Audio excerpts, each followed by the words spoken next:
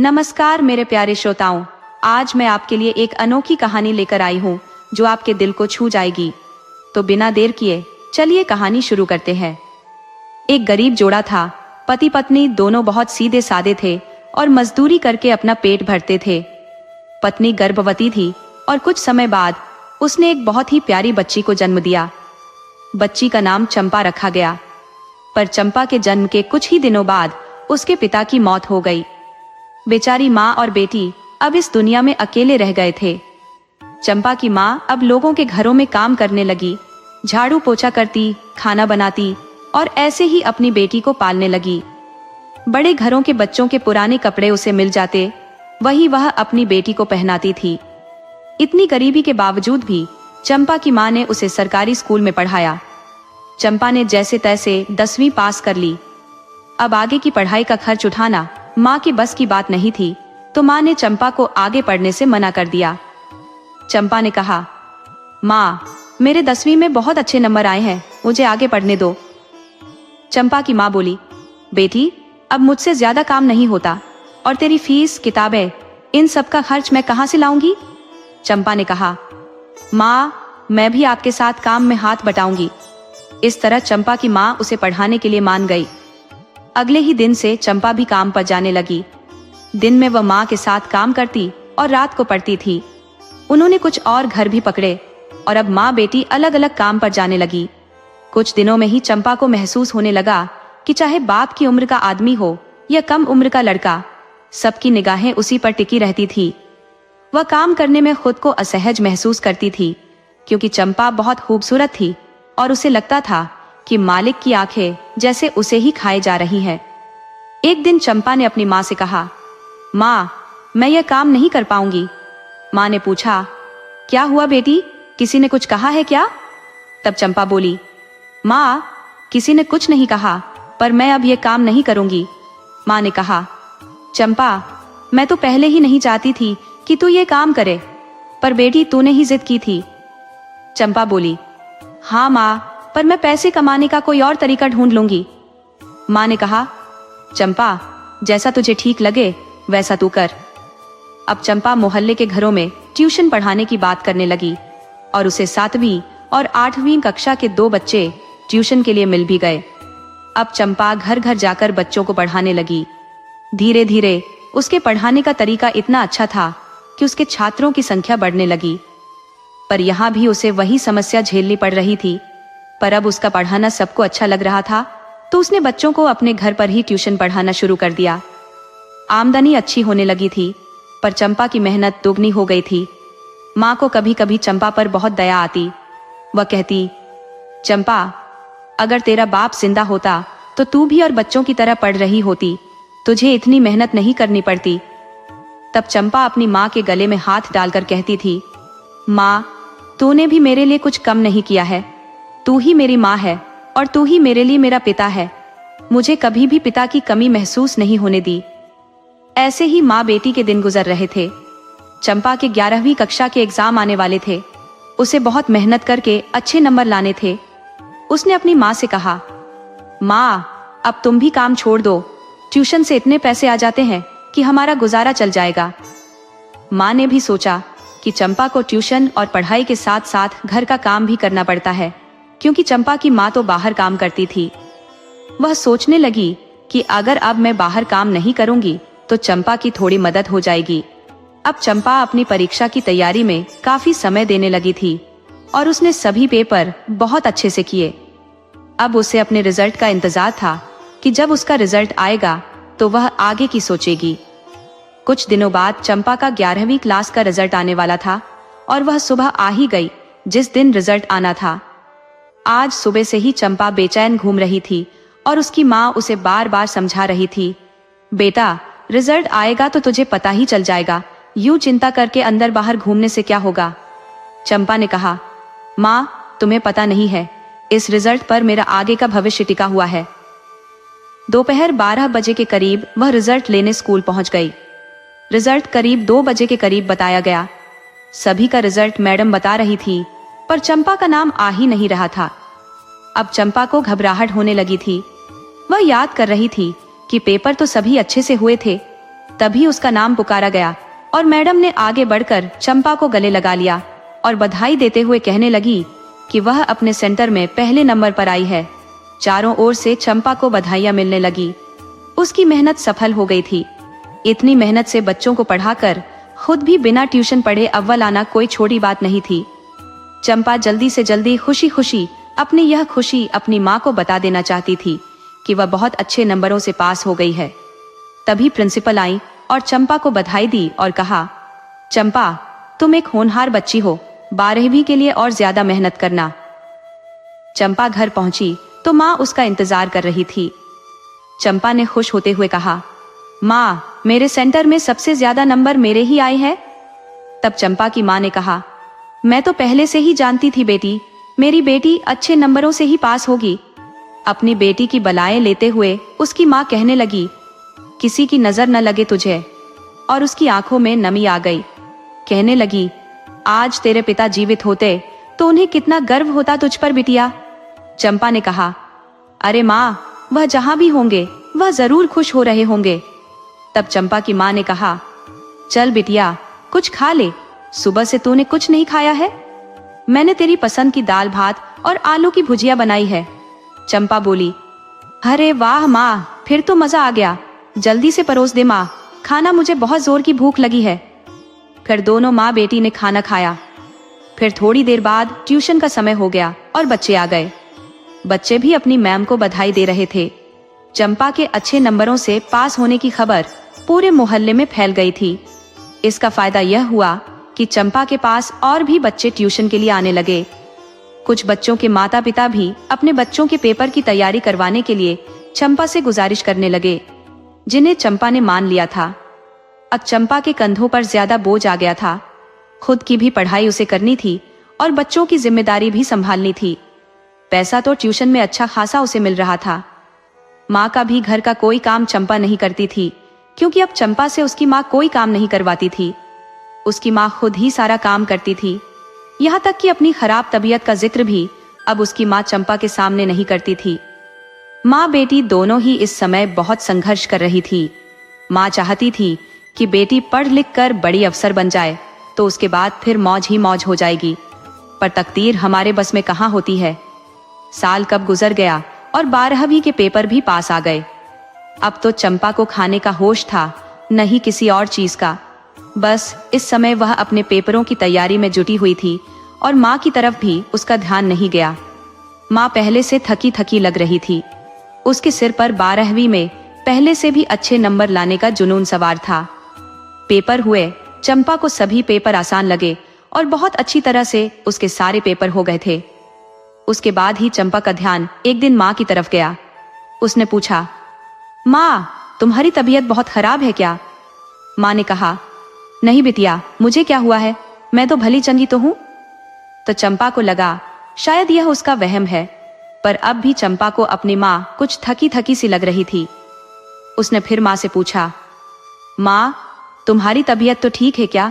बड़ी थकी थकी सी लग रही हो। अरे, पेपर की वजह से मैं तुम पर ध्यान नहीं दे पाई।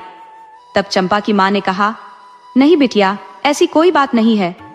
और अपनी तबीयत खराब की बात चंपा की माँ उससे छिपा गई। पर एक दिन चंपा की माँ के पेट में बहुत ही जोर से दर्द होने लगा। तब चंपा ने कहा, माँ, ये कब से हो रहा है? तुम मुझसे छिपाती आ रही थी। तुमने मुझे कभी नहीं बताया कि तुम्हारी तबीयत खराब है।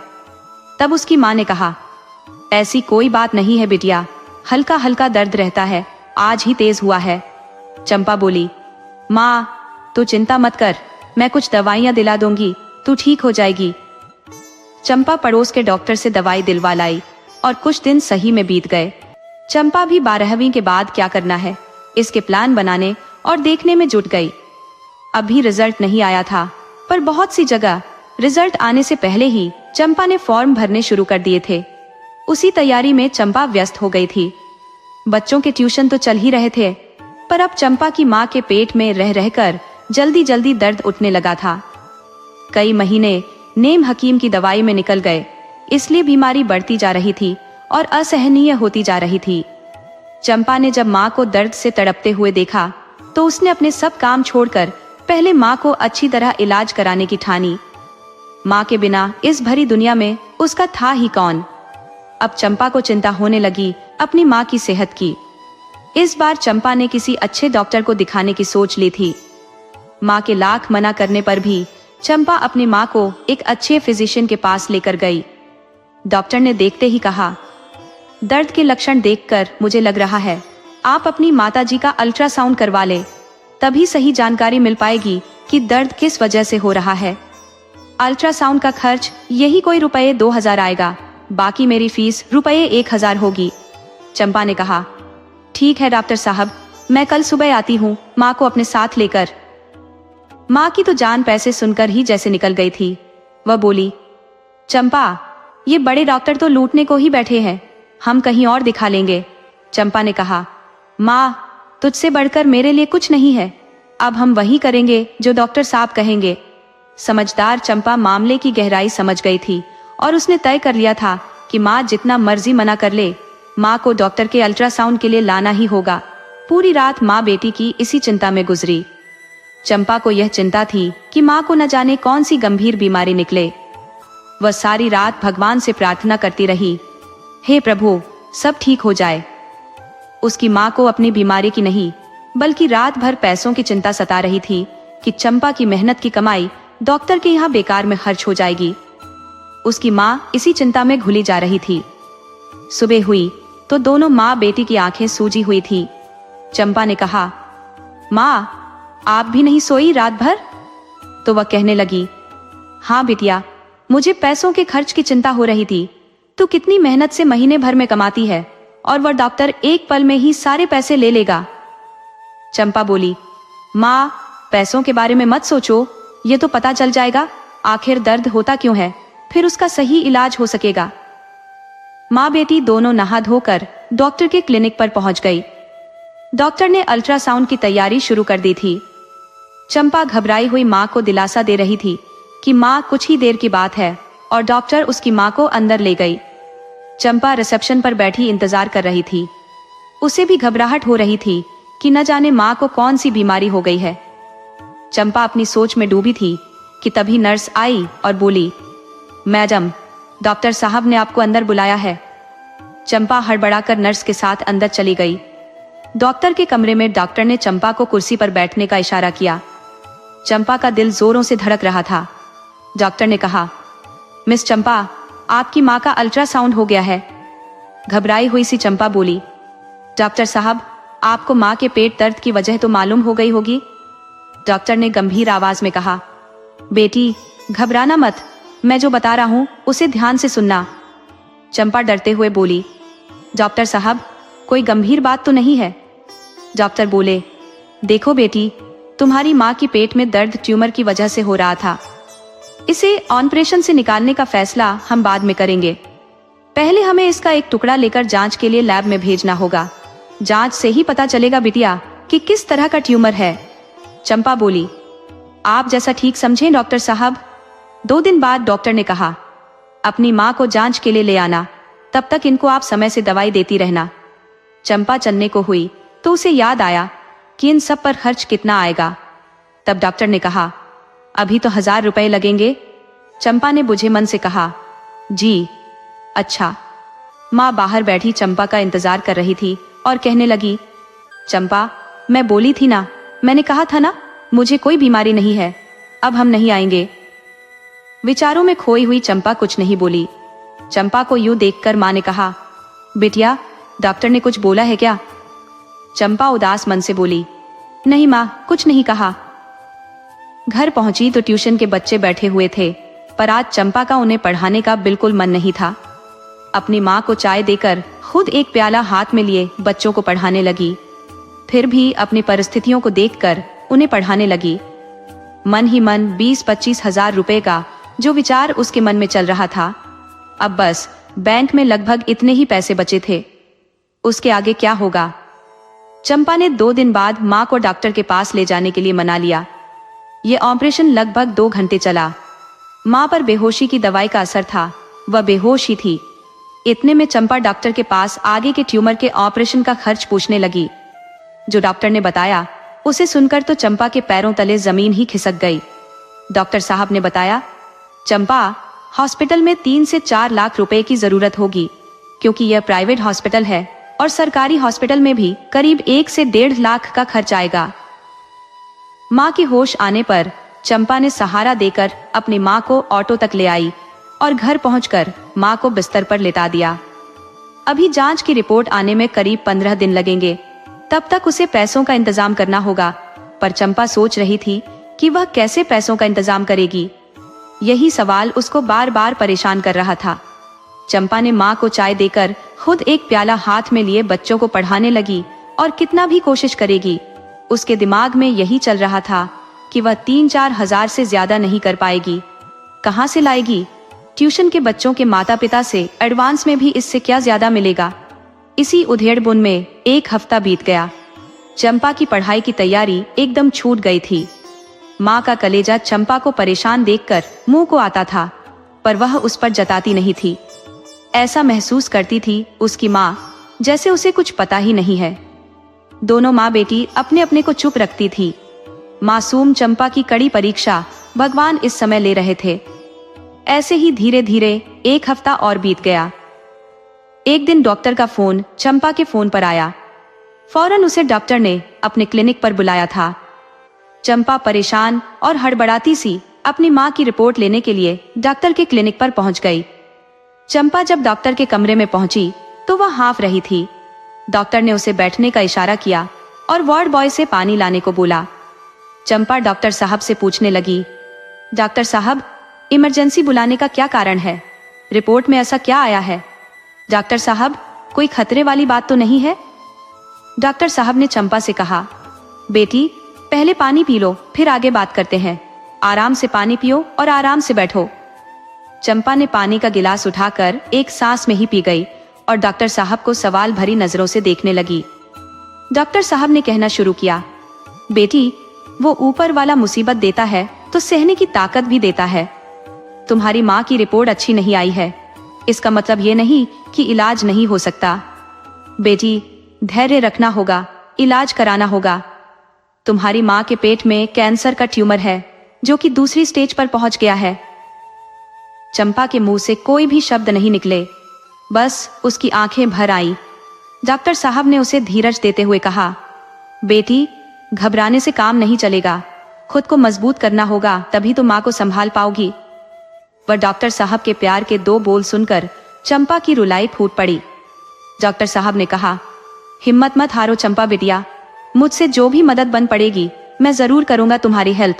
मैंने सरकारी हॉस्पिटल के कैंसर विभाग के डॉक्टर से बात कर ली है। तुम भी अपनी माँ को वहां पर भर्ती कर दो, भगवान ने चाहा तो सब ठीक होगा।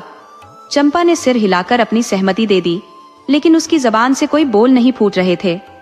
पहले ही चंपा ऑपरेशन के खर्च से परेशान थी और अब यह कैंसर भी, जिसके नाम से अच्छे अच्छे की आत्मा कांप जाती है। डॉक्टर साहब ने कहा, बिटिया, अभी जांचें चलेंगी हॉस्पिटल में, तब तक पैसों का इंतजाम तुम कर लेना। चंपा ने बहुत ही धीरे से कहा, जी डॉक्टर साहब, और वह वहां से उठकर अपने घर की ओर चल दी। चंपा को लग रहा था जैसे उसके पैर बहुत भारी हो गए हैं। उसे चला भी नहीं जा रहा था। उसने हाथ के इशारे से ऑटो को रुकवाया और उसमें बैठ गई और घर पहुंची तो चंपा की माँ उसका इंतजार कर रही थी। चंपा की माँ ने पूछा, चंपा बिटिया, डॉक्टर ने क्या बताया है? तो चंपा ने कहा, माँ, कल हॉस्पिटल जाना है, सुबह तैयार रहना। चंपा की माँ कुछ जोर से बोलते हुए बोली, अरे चंपा, मैं पूछ रही हूँ जांच की रिपोर्ट में क्या आया है? चंपा बोली कि वो माँ को क्या बताती, कैंसर वाली बात, और वह उस बात को माँ से छिपा गई, क्योंकि अगर वह माँ को बताती तो माँ परेशान हो जाती, क्योंकि चंपा का जीवन अस्त व्यस्त हो चुका था माँ की बीमारी से। किसी तरह ट्यूशन पढ़ा रही थी, क्योंकि वही एक आमदनी का जरिया था। अब चंपा गहरी सोच में थी। माँ को हॉस्पिटल में भर्ती कराकर बच्चों को कैसे पढ़ाएगी? रात भर चंपा करवट बदलती रही। सुबह होते ही तैयार हो गई माँ को हॉस्पिटल ले जाने के लिए। फोन करके बच्चों के माता पिता को बता दिया कि आज वह बच्चों को पढ़ा नहीं पाएगी। माँ ने सुबह जल्दी उठकर अपनी भजन पूजा कर ली थी और नाश्ता भी बना दिया था। दोनों माँ बेटी खा पीकर घर से हॉस्पिटल के लिए निकली। चंपा ने अपनी माँ को 2 जोड़ी कपड़े रखने को भी बोल दिया था। हॉस्पिटल के अंदर ऑटो पहुंचते ही चंपा को अंदर से डर सताने लगा, पर उसने कुछ नहीं कहा। माँ को लेकर वह कैंसर विभाग में चली गई, जहाँ उसकी रिपोर्ट डॉक्टर साहब ने पहले ही कंप्यूटर पर भेज दी थी। डॉक्टर ने वह रिपोर्ट ध्यान से देखी और उसकी माँ को भर्ती कर लिया। चंपा से कहा कि आप बाहर बैठो, इनका इलाज जल्दी ही चालू हो जाएगा। चंपा बाहर जाकर रिसेप्शन पर बैठ गई। सोच रही थी, भगवान, तूने पिता को तो पहले ही छीन कर क्या मुझे कम मुसीबतें दी थी, जो अब यह भी। हे ईश्वर, मेरी माँ को कुछ मत होने देना। इतना सोचते सोचते चंपा की आंखों में आंसू बहने लगे। वैसे तो ऐसे किस्से होते रहते हैं, कोई ध्यान भी नहीं देता, लेकिन दूर खड़ा एक युवक चंपा को देख रहा था। चंपा को यह बिल्कुल भी मालूम नहीं था कि उसे रोते हुए कोई देख रहा है। थोड़ी देर में वह युवक एक्सक्यूज मी कहकर बोला, क्या मैं यहाँ बैठ सकता हूँ? चंपा ने सिर हिला दिया और थोड़ा कोने में खिसक कर उसे जगह दे दी। थोड़ी देर चुप रहने के बाद वह युवक बोला, आप रो रही हो, कोई परेशानी है क्या? चंपा ने उसे घूर कर देखा तो वह सकपका गया, लेकिन थोड़ी देर में फिर बोला, मैं भी कितना बेवकूफ हूँ, ये जगह ही ऐसी है जहाँ हर कोई परेशान ही नजर आता है। अब की बार चंपा ने कोई प्रतिक्रिया नहीं दी तो उसकी हिम्मत बढ़ी और बोला, अब मुझे देखो कितनी बड़ी मुसीबत में फंस गया हूँ, कोई रास्ता भी नहीं सूझ रहा। चंपा ने उसकी तरफ देखा जैसे पूछना चाहती हो कि ऐसी क्या मुसीबत है तुमको, लेकिन वह बोली, कुछ भी नहीं। वह युवक समझ गया और उसने अपनी बात चालू रखी। वह कहने लगा, हॉस्पिटल में मेरी 87 साल की दादी को एडमिट किया है, जिन्हें कल बड़ा हार्ट अटैक पड़ गया था। चंपा के मुंह से निकला, अब वो कैसी है? तो वह कहने लगा, हाँ, अभी उनकी हालत ठीक है। समस्या यह नहीं है, समस्या यह है मुझे जरूरी काम से अमेरिका जाना था, लेकिन यहाँ मेरे अलावा उनकी देखभाल करने वाला कोई नहीं है। चंपा ने कहा, दादी से भी जरूरी काम है क्या आपको? वह कहने लगा, जरूरी तो है, पर दादी से जरूरी तो कुछ भी नहीं। फिर वह चंपा से कहने लगा, आपका यहाँ कौन एडमिट है? अचानक चंपा को बात करते देखकर उसने पूछ लिया था। चंपा अब तक उससे सहज हो गई थी, सो बोली, यहाँ पर मेरी माँ है जो कैंसर के दूसरे स्टेज पर है। उसने अफसोस जताते हुए कहा, आपको हिम्मत से काम लेना पड़ेगा, हौसला रखना होगा। चंपा ने सिर हिलाकर जवाब दिया। कुछ देर बाद वह उठकर चला गया और चंपा ने देखा थोड़ी देर बाद वह चाय के 2 कप लेकर चला आ रहा था। एक चंपा की ओर उसने बढ़ा दिया, जिसकी उसे इस वक्त बहुत जरूरत थी, लेकिन औपचारिक तौर पर बस बोली, नो थैंक्स। लड़का बोला, कोई नहीं, पी लो, फिर किसी दिन तुम पिला देना, हिसाब बराबर हो जाएगा। उदासी में भी चंपा के चेहरे पर मुस्कुराहट फैल गई। बोली, थैंक्स। बोलकर उसने चाय ले ली। तभी उसे नर्स ढूंढती हुई आई और बुलाकर ले गई। चंपा ने चाय खत्म की और इंतजार करने लगी कि डॉक्टर उसे बुलाकर कुछ बताएं। कुछ देर बाद वार्ड बॉय ने आकर कहा कि मैडम, आपको डॉक्टर साहब बुला रहे हैं। चंपा लपकती हुई सी अंदर पहुंची तो डॉक्टर ने बैठने का इशारा किया। सारी बीमारी की गंभीरता से उन्होंने चंपा को बता दिया और कहा, बिटिया, आपकी माँ को हॉस्पिटल में भर्ती कर लिया गया है, आप घर जा सकती हैं। अब से यह हमारी जिम्मेदारी है। इलाज लंबा चलेगा, जब बाद में ऑपरेशन होगा, जिसके खर्च के बारे में डॉक्टर साहब ने आपको पहले ही बता दिया है, जो कि प्राइवेट हॉस्पिटल से लगभग चौथाई लगेगा। चंपा ने पूछा, मेन चीजों के लिए लगभग कितना? तो डॉक्टर साहब ने कहा, लगभग लाख रुपए। चंपा ने कहा, डॉक्टर साहब, क्या मैं एक बार अपनी माँ से मिल लूं? तो डॉक्टर ने कहा, जरूर, आप जाकर मिल सकती हैं। चंपा वार्ड में माँ से मिलने पहुंची तो माँ उसका ही इंतजार कर रही थी। बिलखती हुई बोली, चंपा, मैं यहाँ नहीं रहूंगी तेरे बिना।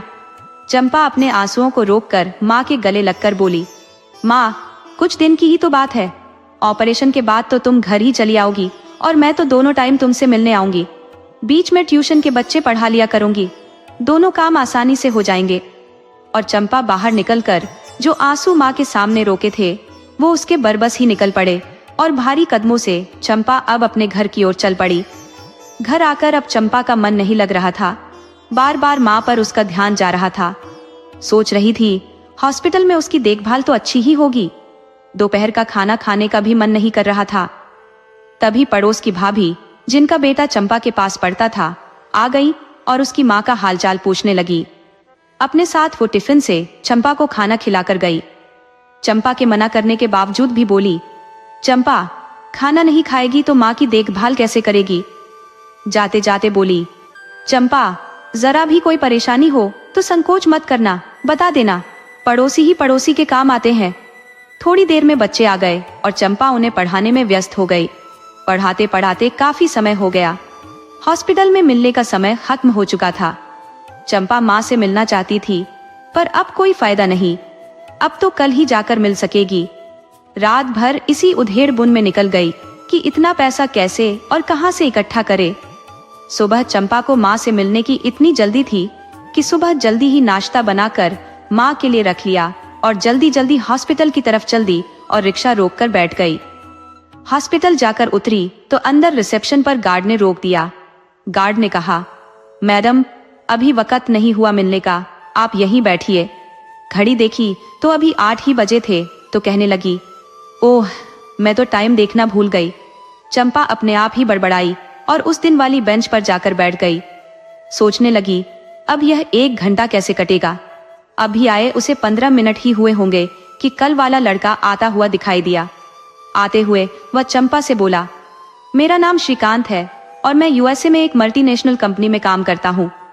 चंपा को बात करना अच्छा लगा था उससे और समय भी उसके साथ अच्छा कट गया, सो बोली, मेरा नाम चंपा है, अभी मैं 12वीं की स्टूडेंट हूँ, उसके ही एग्जाम दिए हैं। सीट पर बैठते हुए श्रीकांत ने पूछा, और आपके घर में कौन कौन है। चंपा ने कहा, मैं और मेरी माँ। पिताजी मेरे जन्म के कुछ दिन बाद ही एक एक्सीडेंट में चल बसे थे। श्रीकांत बोला, ओह ये तो बहुत दुखद घटना हुई। चंपा से बोला, अब आप बड़ी हिम्मत वाली लड़की हो, अकेली होकर मुश्किलों का सामना कर रही हो। चंपा ने कहा, जी जब मुसीबत आती है तो हिम्मत करनी ही पड़ती है। और कहने लगी, आपके परिवार में कौन कौन है। तो श्रीकांत ने जवाब दिया, बस आपसे मिलती जुलती है मेरी भी कहानी। जब मैं 9वीं क्लास में था तभी एक एक्सीडेंट में मेरे माँ बाप चल बसे। मेरे दादा दादी ने मुझे पाल पोस कर पढ़ाया लिखाया और अब मैं विदेश में अच्छी पोस्ट पर हूँ। चंपा ने कहा, और दादा दादी यहाँ अकेले रहते हैं। तब श्रीकांत ने बताया कि अभी 1 महीना पहले ही दादाजी का स्वर्गवास हुआ है, उसी सिलसिले में इंडिया आया था। चंपा ने कहा, अब तो दादी अकेली रह गई। तो वह कहने लगा, श्रीकांत दादी को अपने साथ ले जाना चाहता था पर वह तैयार नहीं है और रट लगाकर बैठी है कि तू शादी कर ले, कम से कम तेरी दुल्हन का मुंह तो मैं देख लूं। लेकिन मुझे अभी शादी नहीं करनी है। मैंने एक आया को हायर करके दादी की देखभाल के लिए छोड़ा और अमेरिका निकलने ही वाला था कि रात को दादी को हार्ट अटैक पड़ गया। चंपा बोली, वह तुम्हारे जाने से खुद को अकेला महसूस कर रही है, इसलिए उनको हार्ट अटैक आया है। बातें करते करते मिलने का समय हो गया और दोनों अपने अपने मरीजों से मिलने चले गए। माँ ने चंपा को देखा तो गले से लगा लिया। चंपा ने पूछा, माँ कोई दिक्कत तो नहीं हुई। तो माँ ने कहा, नहीं बिटिया, यहाँ सब अच्छा है। नर्स समय पर दवाई खाना पीना देती है, अच्छा ख्याल रखती है हर मरीज का। डॉक्टर भी समय पर आते रहते हैं राउंड पर। चंपा को माँ की बातों से तसल्ली हुई। उसने अपना लाया हुआ नाश्ता निकाला तो नर्स ने मना कर दिया। कहने लगी, यहाँ मरीज को उसकी बीमारी के हिसाब से ही खाना दिया जाता है, घर का खाना यहाँ इजाजत नहीं है। तो चंपा ने खाना वापस रख लिया। दोनों माँ बेटी काफी देर तक बातें करती रही। माँ बताती रही, इस मरीज जिसका नाम नीना है, जो बगल वाले बेड की है, उससे कल काफी बातचीत हुई। उसका स्वभाव बहुत अच्छा है और वो सामने वाली तो बड़ी नखरे वाली है। चंपा हंसती और कहने लगी, माँ यहाँ भी मोहल्ले वाली बात शुरू कर दी। चंपा की माँ ने कहा, बिटिया क्या करूं, बातें करते करते समय कट जाता है, नहीं तो तेरी और घर की चिंता लगी रहती है। चंपा ने कहा, माँ मेरी चिंता मत करना, कल वो पड़ोस वाली भाभी मेरे लिए खाना लेकर आई थी, बोल कर गई है, अकेला मत समझना खुद को, हम हैं तुम्हारे साथ। आधी रात को भी जरूरत हो तो बताना, हम आ जाएंगे। चंपा की माँ बोली, हाँ चंपा, वह बड़ी भली औरत है। तभी गार्ड आ गया और कहने लगा, मिलने का वक्त खत्म हो गया, आप यहाँ से जाइए। चंपा उठ खड़ी हुई और बोली, माँ कल मैं इसी वक्त फिर आऊंगी। बाहर देखा तो उसने श्रीकांत उसका इंतजार कर रहा था। चंपा को देखते ही श्रीकांत ने पूछा, चंपा अब माँ कैसी है। तो चंपा ने कहा, आज माँ रिलैक्स है। और उसने फिर पूछा, और आपकी दादी कैसी है? तो श्रीकांत ने कहा, दादी अभी डॉक्टर के ऑब्जर्वेशन में है, पहले से काफी ठीक है। श्रीकांत ने कहा, चलो कहीं चलकर कॉफी पीते हैं, मुझे भूख भी लगी है, सुबह बिना कुछ खाए निकल आया था। चंपा ने कहा, 2 बजे मुझे हर हाल में घर पहुंचना जरूरी है। श्रीकांत बोला, ऐसा क्या काम है 2 बजे घर पहुंचना जो जरूरी है? चंपा ने कहा, ट्यूशन के बच्चे पढ़ने आते हैं मेरे पास और उसी से मेरी रोटी रोजी चलती है। तो श्रीकांत कहने लगा, अच्छा कितनी कमाई कर लेती हो ट्यूशन से? चंपा बोली, मेरी पढ़ाई और खाने का खर्च निकल ही जाता है, किंतु माँ की बीमारी का खर्च कहाँ से उठाऊंगी? चंपा ने कहा, इसी चिंता में हूं कि 2 लाख का इंतजाम कहाँ से करूं। कुछ बच्चों के माता पिता से एडवांस लेकर माँ का टेस्ट करवाया था, अब आगे की चिंता लगी हुई है। बातें करते करते दोनों कॉफी हाउस में पहुंच गए। कार पार्क करके पहले से बुक टेबल पर जाकर कुर्सी खिसकाकर बैठ गए। श्रीकांत ने कहा, चंपा आप क्या लेंगी? चंपा ने कहा, पहले तो यह आप कहना बंद कीजिए, मैं आपसे बहुत छोटी हूँ। श्रीकांत ने कहा, अच्छा बाबा, अब से तुमसे तुम ही कहूंगा। श्रीकांत ने कहा, कुछ तो लेना होगा तुम्हें कॉफी के साथ, कुछ तो ले लो। चंपा ने कहा, आप जो खाएंगे वही मैं खा लूंगी। और जो वेटर आया तो श्रीकांत ने 2 कॉफी और 2 डोसे का ऑर्डर दे दिया। बातों का सिलसिला फिर चालू हो गया। चंपा ने पूछा, दादी से आपकी बात हुई हार्ट अटैक के बाद? श्रीकांत ने कहा, हाँ बहुत कम समय के लिए, डॉक्टर्स ने अभी ज्यादा बात करने के लिए मना किया है। चंपा कहने लगी, जब अपने हॉस्पिटल में एडमिट हो तो हमारा मन भी कहाँ घर में लगता है। अपने तो हॉस्पिटल में और हम घर में रहे मन नहीं लगता, फिर भी आज माँ से मिलकर मैं बहुत खुश हूँ, मेरे मन को तसल्ली मिली है। श्रीकांत ने कहा, सच कह रही हो तुम चंपा, अपने खुश हो तो हम भी खुश रह पाते हैं। इतने में ही वेटर खाना ले आया और दोनों चुप हो गए। डोसा खाकर दोनों ने कॉफी ली और इतना खाते पीते चंपा के घर जाने का समय हो चुका था। वह बोली, श्रीकांत जी अब मुझे चलना चाहिए, डोसे और कॉफी के लिए थैंक्स। श्रीकांत ने कहा, पहले तो यह मेरे नाम के आगे से जी हटाओ, ऐसा लगता है जैसे समय से पहले ही बूढ़ा हो गया हूं। श्रीकांत ने कहा, थैंक्स बोलकर एहसान मत करो, ये तो दोस्ती वाली बात है, हम रोज ही मिलने वाले हैं, जब मौका मिले तब तुम खिला पिला देना। चंपा मुस्कुरा दी। श्रीकांत ने कहा, चलो तुम्हें मैं छोड़ देता हूँ तुम्हारे घर।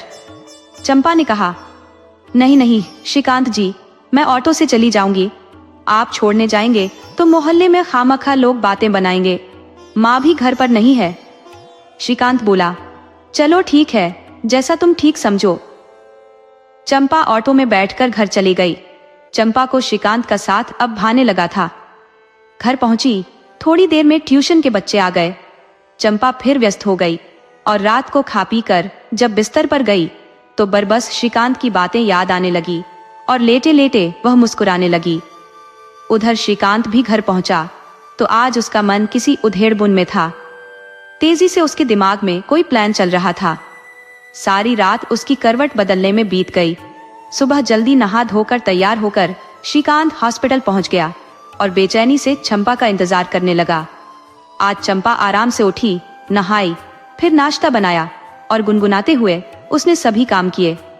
आज उसके मन को तसल्ली थी कि उसको भी कोई ऐसा मिल गया है जिससे वह अपना सुख दुख बांट सकती है। चंपा काम निपटाकर हॉस्पिटल पहुंची तो 9 बज चुके थे। मिलने का समय हो चुका था, सो सीधे माँ के पास पहुंची। श्रीकांत भी इंतजार कर दादी से मिलने पहुंचा। आज दादी बिल्कुल ठीक थी। उन्होंने श्रीकांत से बात भी की।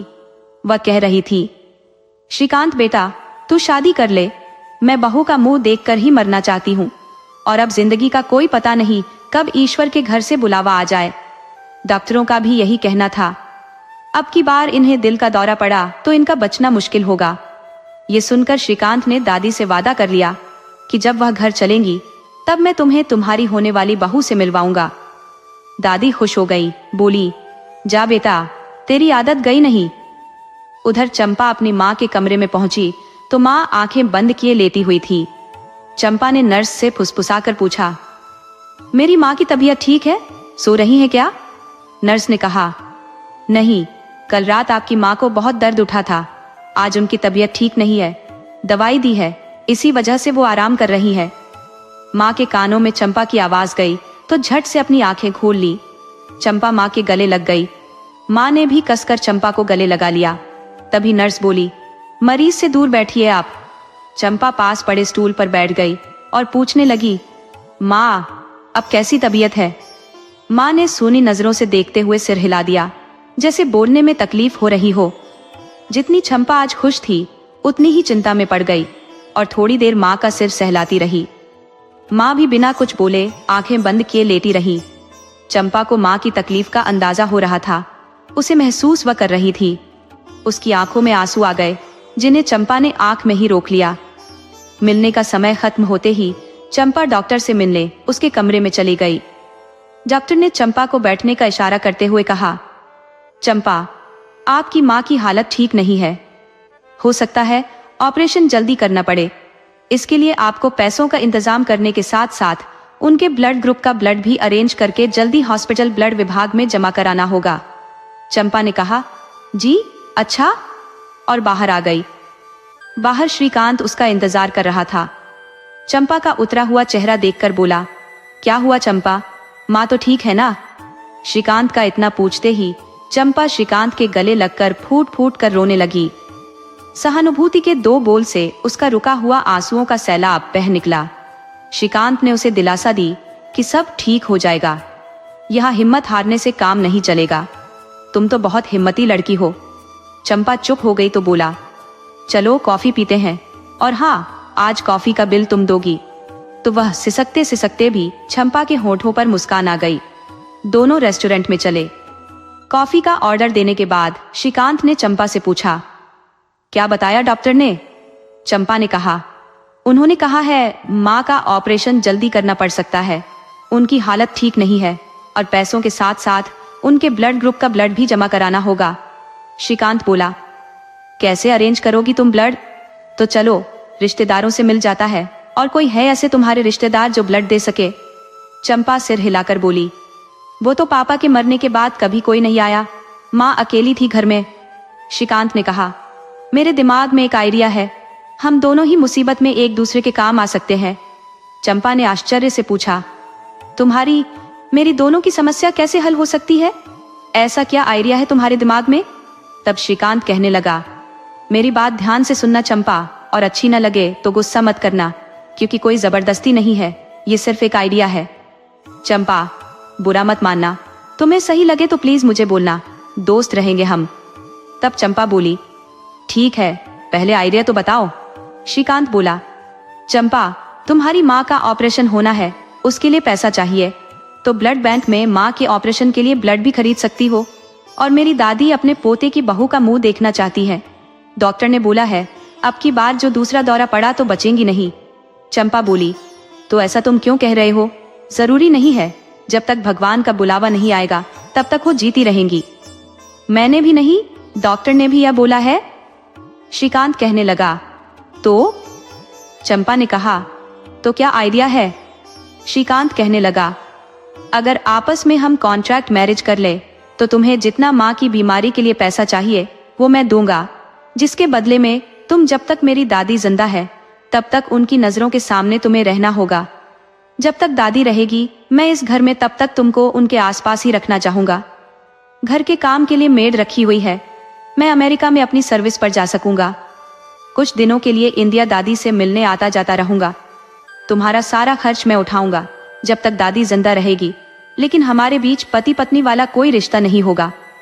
फिजिकल रिलेशन की बात आई तो दोनों की संपूर्ण सहमति से होगा, वरना नहीं। लेकिन दादी के स्वर्गवास होते ही हमारे बीच कॉन्ट्रैक्ट समाप्त हो जाएगा, और साथ ही तुम्हारे प्रति मेरी सभी जिम्मेदारियां भी खत्म हो जाएंगी, और यहाँ से मैं सारी प्रॉपर्टी बेचकर यूएस से चला जाऊंगा हमेशा के लिए। फिर तुम आजाद हो अपने जिंदगी जीने के लिए। कोई जल्दी नहीं है तुम्हें, खूब सोच समझकर फैसला करना है। कल तक बता देना, दादी हॉस्पिटल से डिस्चार्ज होने वाली है। चंपा यह सब सुनकर श्रीकांत के मुंह से जो हैरान रह गई, और मन ही मन श्रीकांत को पसंद करने लगी थी, पर ऐसे किसी रिश्ते के बारे में तो चंपा जानती ही नहीं थी। चंपा ने कहा, कल तक सोचकर बताऊंगी। घर पहुंची तो आज मन बहुत भारी था। बच्चों के आने का समय हो चला था, किंतु आज चंपा का दिल पढ़ाने का नहीं हो रहा था। सिर दर्द का बहाना बनाकर चंपा ने बच्चों को छुट्टी कर दी और श्रीकांत की बातों के बारे में सोचने लगी। मरता क्या न करता वाली कहावत चरितार्थ होती दिखाई दे रही थी चंपा को, क्योंकि उसे पैसे की जरूरत थी। फिर सोचा, कल माँ की तबीयत सही होती है तो कल उनसे पूछ लूंगी। फिर ख्याल आया, माँ तो पैसे के लिए कभी यह रिश्ता नहीं मानेंगी, फिर किससे सलाह करे चंपा। चंपा सारे समय यही सोचती रही। मुश्किल से चंपा के दिन रात बीते, वो कोई निर्णय नहीं ले पाई। हॉस्पिटल भी जल्दी पहुंच गई। अगले दिन सुबह जब श्रीकांत नहीं आया तो वह रिसेप्शन पर बैठकर इंतजार करती रही। जैसे ही मिलने का समय हुआ तो वह फौरन माँ के कमरे में पहुंच गई। माँ कमरे में नहीं थी। चंपा की तो जान निकल गई। नर्स से बात करने पर उसने बताया, 9 नंबर बेड का पेशेंट किसी थेरेपी के लिए ले जाया गया है। चंपा की जान में जान आई। चंपा ने नर्स से पूछा, पेशेंट की तबीयत कैसी थी आज? तो नर्स ने बताया, अच्छी नहीं थी। उन्होंने बताया, रात को पेशेंट को खून की उल्टी हुई थी। तो चंपा कहने लगी, क्या? और उसका मुंह खुला का खुला रह गया। वह सिर पर हाथ रखकर बैठ गई। नर्स ने कहा, जब पेशेंट को यहां शिफ्ट करेंगे तभी आपको बुला लेंगे, अभी आप बाहर बैठो। चंपा जैसे तैसे उठी और बाहर निकल गई, लेकिन उसका सिर घूम रहा था। वह गिरने ही वाली थी कि श्रीकांत ने लपक कर उसे संभाल लिया और कहने लगा, क्या हुआ चंपा, माँ तो ठीक है ना? चंपा की आंखों में आंसू थे। बोली, वो माँ को रात को खून की उल्टियां हुई थी, अभी अपने बेड पर नहीं है, थेरेपी के लिए ले गए हैं। श्रीकांत ने कहा, तुम घबराओ नहीं, वह डॉक्टर्स की देखरेख में है, उन्हें कुछ नहीं होगा, तुम चिंता मत करो। चंपा की बड़ी बड़ी आंखों में आंसू भर गए। वह बोली, श्रीकांत, मेरी माँ के बिना मेरा दुनिया में कोई नहीं है, अगर उन्हें कुछ हो गया तो मैं कैसे जीऊंगी? श्रीकांत चंपा को समझाते हुए कहने लगा, सब ठीक हो जाएगा, हौसला रखो। थोड़ी देर बाद नर्स ने आकर कहा, अब आप पेशेंट से मिल सकती हैं। चंपा लगभग भागते हुए अंदर गई। पीछे पीछे श्रीकांत भी चंपा के पीछे चला गया। माँ चंपा का इंतजार कर रही थी। उसे देखते ही फीकी सी हंसी उनके चेहरे पर आ गई। चंपा ने पूछा, माँ अब कैसी हो? तो नर्स ने बताया, रात आपकी तबीयत ठीक नहीं थी। तो उन्होंने कहा, अच्छी हूं मैं, बीमारी में तो ये सब चलता रहता है बिटिया, तो चिंता मत कर। पीछे खड़े श्रीकांत को देखकर माँ ने कहा, ये कौन है? चंपा ने कहा, माँ श्रीकांत है, इनकी दादी को हार्ट अटैक पड़ा था, अब ठीक है, ये उन्हीं की देखभाल के लिए यहाँ आते हैं। माँ ने कहा, ईश्वर जल्दी ठीक करे इनकी दादी को। श्रीकांत से बोली, बेटा अच्छा है तुम चंपा के साथ हो, ये जल्दी घबरा जाती है। श्रीकांत ने आगे बढ़कर माँ के पैर छू लिए। कहा, माँ आप चंपा की फिक्र मत करो, मैं हूं यहाँ चंपा के साथ। माँ ने आशीर्वाद दिया, खुश रहो बेटा। मिलने का समय खत्म होते ही चंपा और श्रीकांत वहां से निकल आए। श्रीकांत ने पूछा, नाश्ता किया तुमने चंपा? मुझे करना है, साथ चलो मेरे रेस्टोरेंट में। चंपा ने सहमति से सिर हिला दिया और वेटर को ऑर्डर देकर श्रीकांत ने पूछा, क्या सोचा चंपा तुमने? चंपा कुछ और सोच रही थी। बोली, किस बारे में? श्रीकांत ने कहा, कॉन्ट्रैक्ट मैरिज के बारे में। चंपा ने कहा, इसमें सोचने जैसा कुछ नहीं है, मेरी ओर से हाँ है, क्योंकि माँ के लिए मैं कुछ भी कर सकती हूँ, और आज पैसों की मुझे सख्त जरूरत है माँ के इलाज के लिए, और वो भी जल्दी से जल्दी। और आपने यह नहीं बताया आप मुझे एक बड़ी रकम कितनी देंगे? श्रीकांत ने कहा, जो भी ट्रीटमेंट होगा वह मैं तुम्हारा और तुम्हारी माँ का खर्च उठाऊंगा, और जो भी कॉन्ट्रैक्ट होगा वह लिखित में रजिस्ट्रार के सामने उसके दफ्तर में होगा। तुम बताओ तुम्हें कितने लाख रुपए एक साथ चाहिए? चंपा ने कहा, आपको तो पता ही है माँ की बीमारी में कितना पैसा लगने वाला है। श्रीकांत ने कहा, मैं तुम्हारे अकाउंट में 5 लाख रुपए डाल दूंगा। चंपा जोर से बोली, इतने? तो वहां बैठे सब उसकी तरफ देखने लगे तो चंपा चुप हो गई। श्रीकांत ने कहा, जितना बीमारी में लगेगा उससे ज्यादा डलवा रहा हूं, जिससे मैं अमेरिका चला जाऊं तो तुम्हें कोई दिक्कत नहीं होगी। चंपा से कुछ कहते नहीं बना, वह चुप्पी साधे रही और दोनों रेस्टोरेंट से बाहर निकल आए। श्रीकांत ने कहा, मैं रजिस्ट्रार के ऑफिस में एप्लीकेशन दे दूंगा, 4 दिन में जब रजिस्ट्रार ऑफिस से फोन आ जाएगा तब हम चलेंगे, तब तक दादी भी घर आ जाएंगी, श्रीकांत ने कहा। तो चंपा ने सहमति से सिर हिला दिया। घर पहुंचकर आज चंपा ने बच्चों को पढ़ाया। उसके दिल को आज तसल्ली थी। चंपा सोचने लगी, एक बार माँ ठीक होकर घर आ जाए, फिर आगे जो होगा देखा जाएगा। तभी पड़ोस वाली भाभी आ गई और चंपा से उसकी माँ का हालचाल पूछने लगी। चंपा ने कहा, भाभी, इलाज चल रहा है, जल्दी ही ऑपरेशन भी हो जाएगा और मेरी माँ ठीक होकर घर आ जाएंगी। पड़ोस वाली भाभी बोली, चंपा, हम तो रोज भगवान से यही प्रार्थना करते हैं कि आंटी जी जल्दी से ठीक हो जाए। चंपा, वैसे पैसा तो बहुत लगेगा ना आंटी जी की बीमारी में, कैसे इंतजाम करेगी तो? चंपा ने कहा, भाभी, सब हो जाएगा, आप चिंता मत करो। और भी इधर उधर की बातें करके भाभी फिर अपने घर चली गई, क्योंकि बच्चे अब चंपा के पास ट्यूशन पढ़ने आ गए थे। वरना भाभी कहाँ टलने वाली थी, जब तक कि सब कुछ खोद खोद कर न पूछ लेती और सारे मोहल्ले की खबर चंपा को न सुना देती। चंपा ने भी अब राहत की सांस ली कि चलो भाभी से जान बची। रात को चंपा बहुत देर तक सोचती रही कि जो मैं कर रही हूँ क्या वह ठीक कर रही हूँ, और खुद ही उत्तर देती हुई बोली, चंपा, वैसे भी इसके अलावा तेरे पास कोई और चारा नहीं है। चंपा को अब श्रीकांत का साथ अच्छा लग रहा था। उसने पहले ही साफ साफ सब कुछ क्लियर कर दिया था। अब उस पर शक की कोई गुंजाइश नहीं थी चंपा को, क्योंकि श्रीकांत कॉन्ट्रैक्ट मैरिज से पहले ही पैसे उसके बैंक में डलवा रहा था। तो चिंता वाली उसे कोई बात नहीं लग रही थी। जैसे तैसे विचारों में डूबते उतरते कब चंपा को नींद आ गई पता ही नहीं चला। सुबह देर से चंपा की आंख खुली तो जल्दी जल्दी तैयार होकर हॉस्पिटल पहुंच गई। श्रीकांत तो हॉस्पिटल में पहले ही आ चुका था। आज उसकी दादी का हॉस्पिटल से डिस्चार्ज होने वाला था। उन्हीं का पेपर वर्क श्रीकांत कर रहा था। चंपा श्रीकांत का वेट करके अपनी माँ से मिलने चली गई। माँ ने भी आज चंपा को देखा तो चंपा को माँ आज कुछ कमजोर सी लग रही थी, या यह उसका वहम था। चंपा माँ के गले लगकर चंपा ने पूछा, माँ तू कैसी है? माँ ने बड़ी धीमी आवाज में कहा, अच्छी तो हूं बेटा। चंपा माँ का सर सहलाने लगी। माँ ने कहा, वह क्या नाम था उस लड़के का? अरे दिमाग से ही निकल गया चंपा, अच्छा सा नाम था ना। चंपा बोली, हाँ माँ, श्रीकांत। माँ ने कहा, हाँ हाँ वही बेटा वही। आज नहीं आया क्या हॉस्पिटल? चंपा ने कहा, माँ आया होगा, मिला नहीं है। आज उसकी दादी की हॉस्पिटल से छुट्टी होने वाली है, वह उसी में लगा होगा। माँ बोली, अच्छा चंपा, जितनी जल्दी हॉस्पिटल से छुट्टी हो जाए उतना अच्छा है। या तो रात दिन मरना जीना, हाय तौबा मची रहती है। चंपा ने कहा, माँ आपकी भी छुट्टी हॉस्पिटल से जल्दी करा लेंगे, जल्दी से एक बार ऑपरेशन हो जाए। माँ कुछ नहीं बोली और छत की ओर देखती रही, जैसे चंपा की बात का उसे विश्वास ही न हो। थोड़ी देर बाद चंपा को वहां से बाहर जाना पड़ा। बड़े डॉक्टर साहब राउंड पर थे। चंपा बाहर पहुंची तो श्रीकांत उसका ही इंतजार कर रहा था।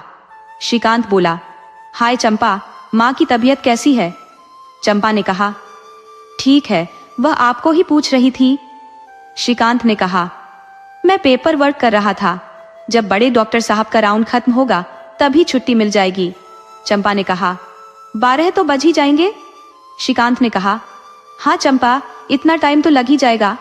चंपा ने कहा, तो उससे पहले ही मैं चली जाऊंगी घर, मैं दादी से बाद में मिलूंगी। श्रीकांत ने कहा, ठीक है, जैसा तुम्हें सही लगे। चंपा घर चली आई। श्रीकांत दादी को घर ले गया। दादी की एक ही रट थी, बहू से कब मिलाएगा बेटा?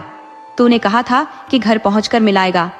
श्रीकांत ने कहा, हाँ कहा था दादी, पर समय तो दो, मिला दूंगा। उसने मन ही मन कहा। रजिस्ट्रार ने इस हफ्ते के बाद की डेट दी थी और आज शुक्रवार है, यानी अभी 2 दिन बाकी हैं कॉन्ट्रैक्ट मैरिज के लिए। और वह चंपा का इशारा भी समझ गया था कि बाद में मिलेगी दादी से, यानी मैरिज के बाद ही। दादी को 2 दिन और संभालना होगा। दूसरे दिन श्रीकांत सुबह ही हॉस्पिटल पहुंच गया। चंपा उसे रिसेप्शन पर मिल गई। चंपा ने आश्चर्य से पूछा, आप सुबह सुबह यहाँ हॉस्पिटल में? दादी तो ठीक है ना? श्रीकांत ने कहा, चंपा, मैं तुमसे और माँ से मिलने आया हूँ। दादी घर पर बिल्कुल ठीक है और उन्होंने तो रट लगा रखी है, अपनी बहू से मिलना चाहती है। ये सुनकर चंपा थोड़ी शर्मा गई। दोनों अंदर जाकर माँ के वार्ड में पहुंचे तो माँ लेटी हुई कुछ सोच रही थी। चंपा और श्रीकांत को साथ देखकर खुश होती हुई बोली, अच्छा हुआ बेटा तुम आ गए, मैं तो तुम्हें ही याद कर रही थी। श्रीकांत ने आगे बढ़कर माँ के पैर छुए और चंपा गले से लग गई। माँ दोनों को आशीर्वाद देती हुई बोली, सदा खुश रहो मेरे बच्चे। माँ बोली, जब से तुम चंपा से मिले हो मेरी चिंता इसकी तरफ से खत्म हो गई है कि यह अकेली नहीं है, तुम साथ हो इसके। श्रीकांत ने कहा, माँ जी आप चिंता बिल्कुल छोड़ दो और अपने स्वास्थ्य पर ध्यान दो और जल्दी ठीक होकर घर चलो। माँ ने कहा, बेटा मैं चाहती तो यही हूँ, ईश्वर की मर्जी क्या है और वह क्या चाहता है यह तो वही जाने, उसकी मर्जी के बिना तो कुछ नहीं होता ना। चंपा बोली, माँ उसकी भी यही मर्जी होगी कि तुम जल्दी से अपनी चंपा के पास वापस आ जाओ। मिलने का समय खत्म हुआ तो दोनों बाहर आ गए। श्रीकांत ने कहा, चंपा चलो आज मैं तुम्हारे लिए कुछ कपड़े खरीदता हूँ। चंपा ने पूछा, क्यों मेरे पास तो कपड़े हैं। श्रीकांत ने कहा, परसों हमारी शादी है, कॉन्ट्रैक्ट मैरिज है, और कॉन्ट्रैक्ट मैरिज है तो क्या, दादी के सामने तो पारंपरिक बहू बनकर ही जाना होगा, तो कुछ जेवर तो खरीदने होंगे। चंपा ने हाँ कह दिया, उनके लिए तो पूरा नाटक ही करना होगा। श्रीकांत ने एक बड़ी सी दुकान के सामने कार रोकी तो चंपा ने कहा, इतनी बड़ी दुकान से तो बहुत महंगा मिलेगा। श्रीकांत ने कहा, चंपा वो मेरा काम है, तुम सिर्फ अपनी पसंद से कपड़े खरीद लो, 2-4 जोड़ी जो दादी के सामने पहन सको। चंपा ने कहा, ठीक जैसा आप कहो। कपड़े खरीदने के बाद चंपा घर चली गई। काफी देर हो चुकी थी, ट्यूशन के बच्चे आ चुके थे। चंपा ने जल्दी से एक शॉवर लिया और कपड़े बदल कर आ गई, क्योंकि वह हॉस्पिटल से आते ही बिना नहाए बच्चों के पास नहीं आ सकती थी। जब बच्चे जा चुके तो माँ की सहेली माँ का हालचाल लेने के लिए चंपा के पास आ गई। चंपा ने उन्हें नमस्ते करके अपने पास बिठाया और उनके लिए चाय बनाई और फिर उनके पास आकर बैठ गई। उन्होंने भी बड़े प्यार से चंपा की पीठ पर हाथ फेरते हुए कहा, बेटी चंपा तेरी माँ बड़ी किस्मत वाली है जो तुझे जैसी बेटी मिली है उसे। बेटी चंपा तो बड़ी हिम्मत वाली है, सब अकेले ही झेल रही है।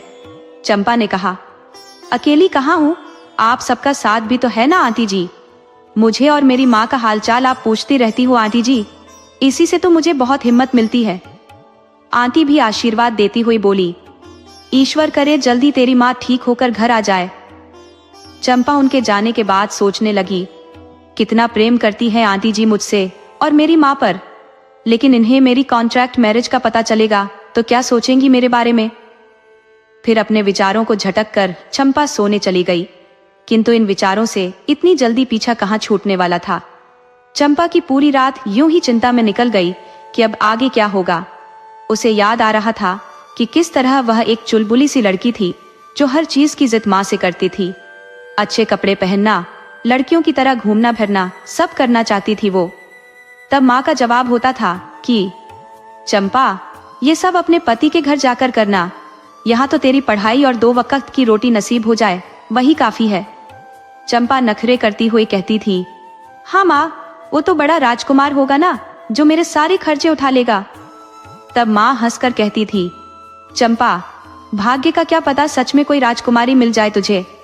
चंपा झूठा गुस्सा दिखाकर कहती थी, हाँ माँ चंपा इतनी अच्छी किस्मत लेकर कहाँ पैदा हुई है। माँ कहती थी, ऐसा नहीं कहते मेरी बच्ची। आखिर हालात से समझौता करना पड़ा चंपा को, क्योंकि पिता के जाने के बाद किस तरह मेहनत करके माँ ने उसे पाला था। चंपा खूब पढ़ लिख कर अपनी माँ की गरीबी हमेशा के लिए दूर कर देना चाहती थी। इसके लिए वह खूब मेहनत भी कर रही थी, पर माँ की बीमारी से जूझते हुए देखकर उसके ख्वाब अधूरे रह गए। अब पढ़ाई के बारे में जब तक नहीं सोच सकती थी वह जब तक कि उसकी माँ ठीक नहीं हो जाती, और अब तो श्रीकांत की दादी की भी देखभाल उसी की जिम्मेदारी होगी।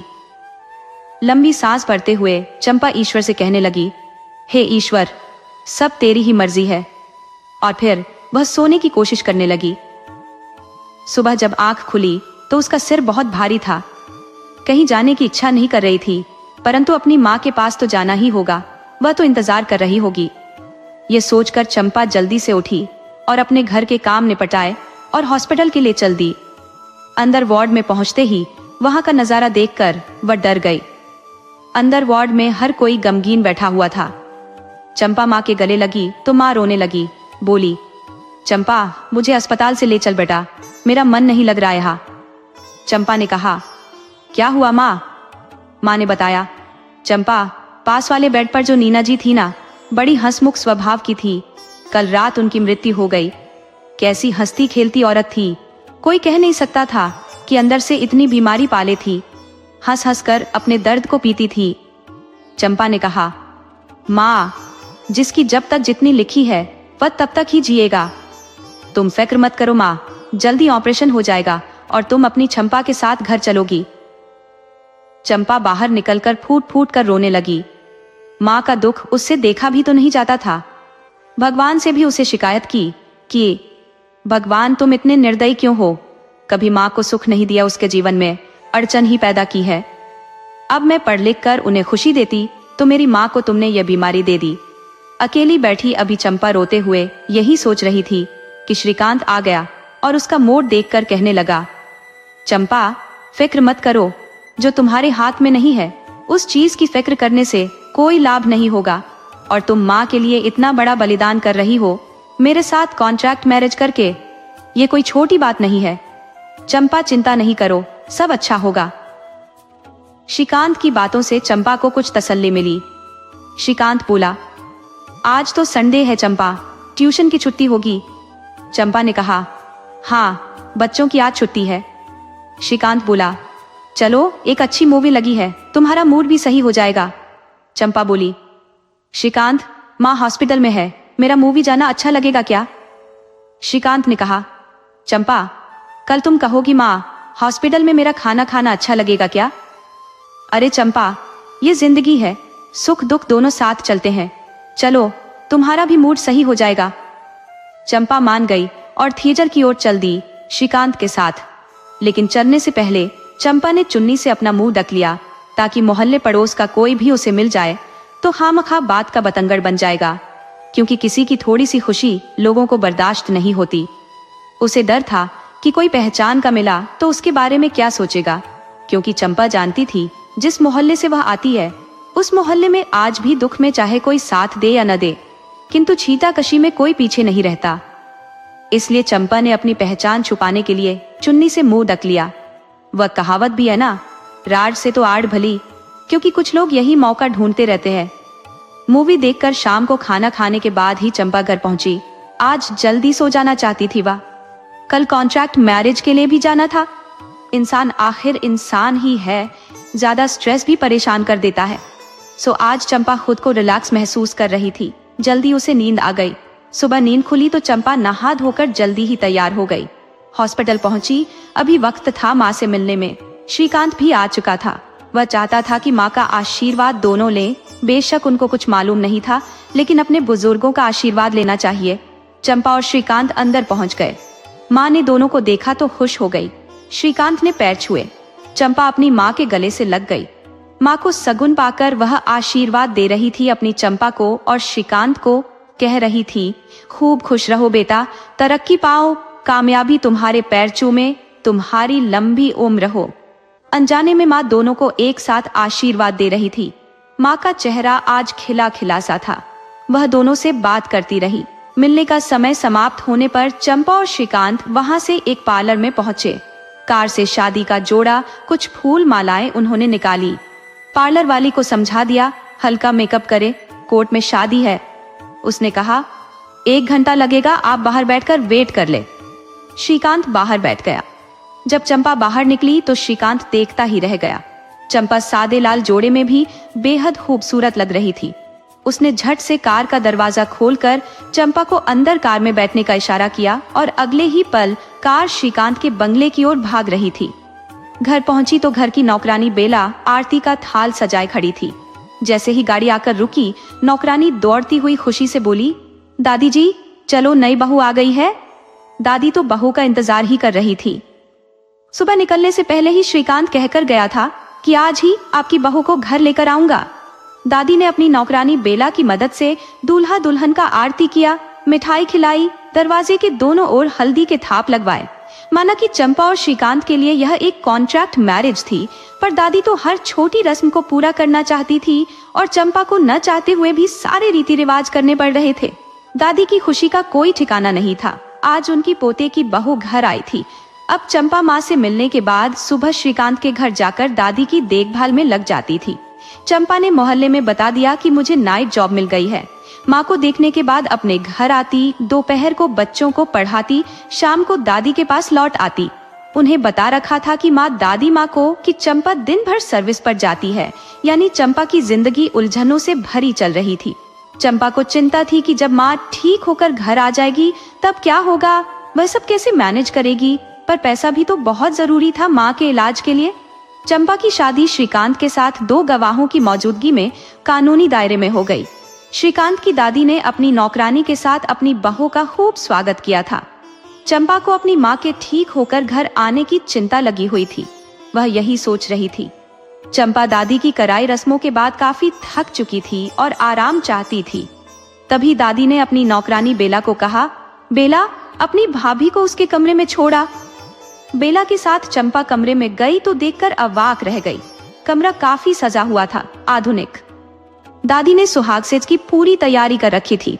पीछे पीछे श्रीकांत भी कमरे में पहुंच गया और चंपा से बोला, सॉरी चंपा, दादी को मालूम नहीं है ना कि ये कॉन्ट्रैक्ट मैरिज है, इसलिए ऐसा उन्होंने किया है। दोनों ने मिलकर कमरे से फूल वगैरह हटाए और कमरा साफ किया। फिर श्रीकांत ने कहा, दादी की वजह से रूम एक ही शेयर करना पड़ेगा चंपा, मैं सोफे पर और तुम बेड पर सो जाओ। चंपा ने कहा, जी। थके हुए श्रीकांत और चंपा जल्दी सो गए।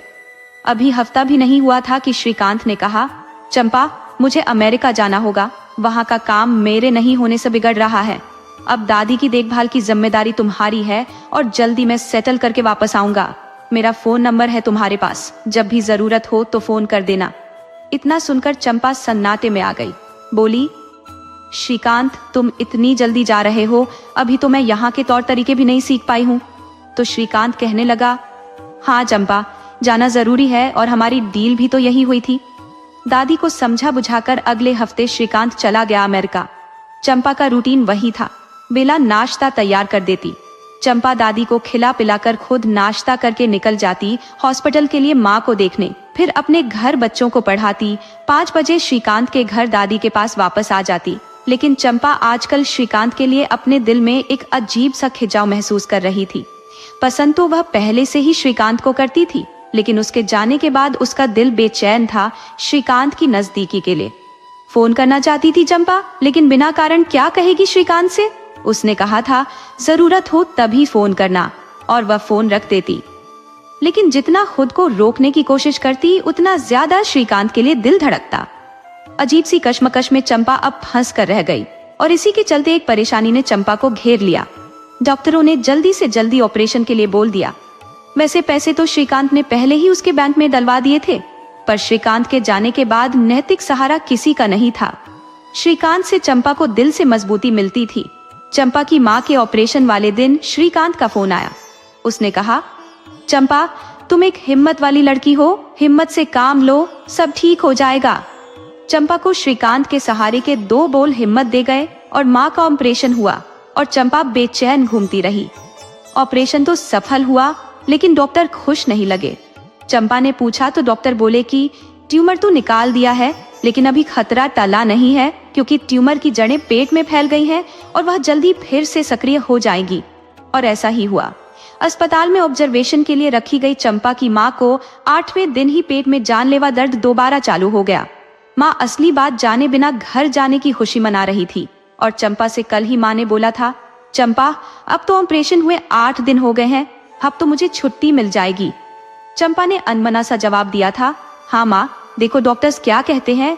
डॉक्टर्स ने चंपा की माँ को घर ले जाने से सख्ती से मना कर दिया था। कहा, आप मरीज को दर्द के वक्त अकेले नहीं संभाल पाओगी। अभी 1 महीना हो गया चंपा की माँ के ऑपरेशन को कि एक रात चंपा को मनहूस खबर हॉस्पिटल से मिली, माँ नहीं रही। चंपा ने रो रो कर यह सूचना श्रीकांत को दी।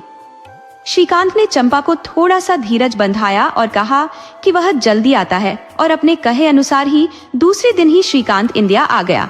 चंपा ने श्रीकांत के आ जाने तक माँ को हॉस्पिटल में ही रखने की रिक्वेस्ट की थी, जो डॉक्टर्स ने मान ली थी। उसके हालात देखकर दादी को श्रीकांत ने बता दिया था, चंपा की माँ नहीं रही तो चंपा कुछ दिन अपने घर रहेगी, बेला इतने दादी का ध्यान रखेगी और अब मैं भी आ रहा हूँ। चंपा मायूस उदास हॉस्पिटल के बेंच पर बैठी सिसकती जा रही थी। उसे बिल्कुल उम्मीद नहीं थी कि माँ यूं ही इतनी जल्दी उसका साथ छोड़कर चली जाएगी। श्रीकांत को देखकर चंपा उसके सीने से लगकर खूब रोई। श्रीकांत ने उसके सर पर हाथ रखकर चंपा से कहा, जिसकी जितनी सांसें उस ईश्वर से मिली होती है चंपा, वह उतना ही जिएगा। और फिर माँ यहाँ कितना दर्द से तड़प रही थी, उसको दर्द से तो छुटकारा मिला। तो चंपा कहने लगी, श्रीकांत, माँ के लिए मैंने क्या नहीं किया और माँ मुझे छोड़कर चली गई। श्रीकांत ने कहा, चंपा, संसार का नियम यही है, जो आया है वह एक दिन जरूर जाएगा। समझा बुझाकर श्रीकांत माँ की बॉडी को घर ले गया चंपा के घर। मोहल्ले पड़ोस के सभी लोगों का जमावड़ा हो गया। सभी चंपा की माँ के अंतिम दर्शन के लिए उतावले हो रहे थे। माना जाता है कि अंतिम सफर पर जाती आत्मा की यात्रा के दर्शन करना शुभ होता है। श्रीकांत को आगे आगे काम करते देख लोगों में कानाफूसी शुरू हो गई थी। सभी जानना चाहते थे कि आखिर कौन है यह, पर माहौल देखकर सब शांत थे। अंतिम संस्कार के बाद जब चंपा ने अपनी माँ को मुखाग्नि दी, तब श्रीकांत कौन है, यह चर्चा भी जोर पकड़ती गई। चंपा ने जवाब देते हुए कहा, श्रीकांत मेरे दूर के रिश्तेदार हैं, अपनी बीमार दादी को लेकर हॉस्पिटल आए थे, वहीं उनकी मुलाकात हमसे हो गई। माँ को भी हॉस्पिटल देखने कई बार आए थे, तो माँ ने ही कहा था कि चंपा अकेली है, उसका ख्याल रखना। तभी से माँ की बात मानकर सब कुछ कर रहे हैं। रात गिर आई थी।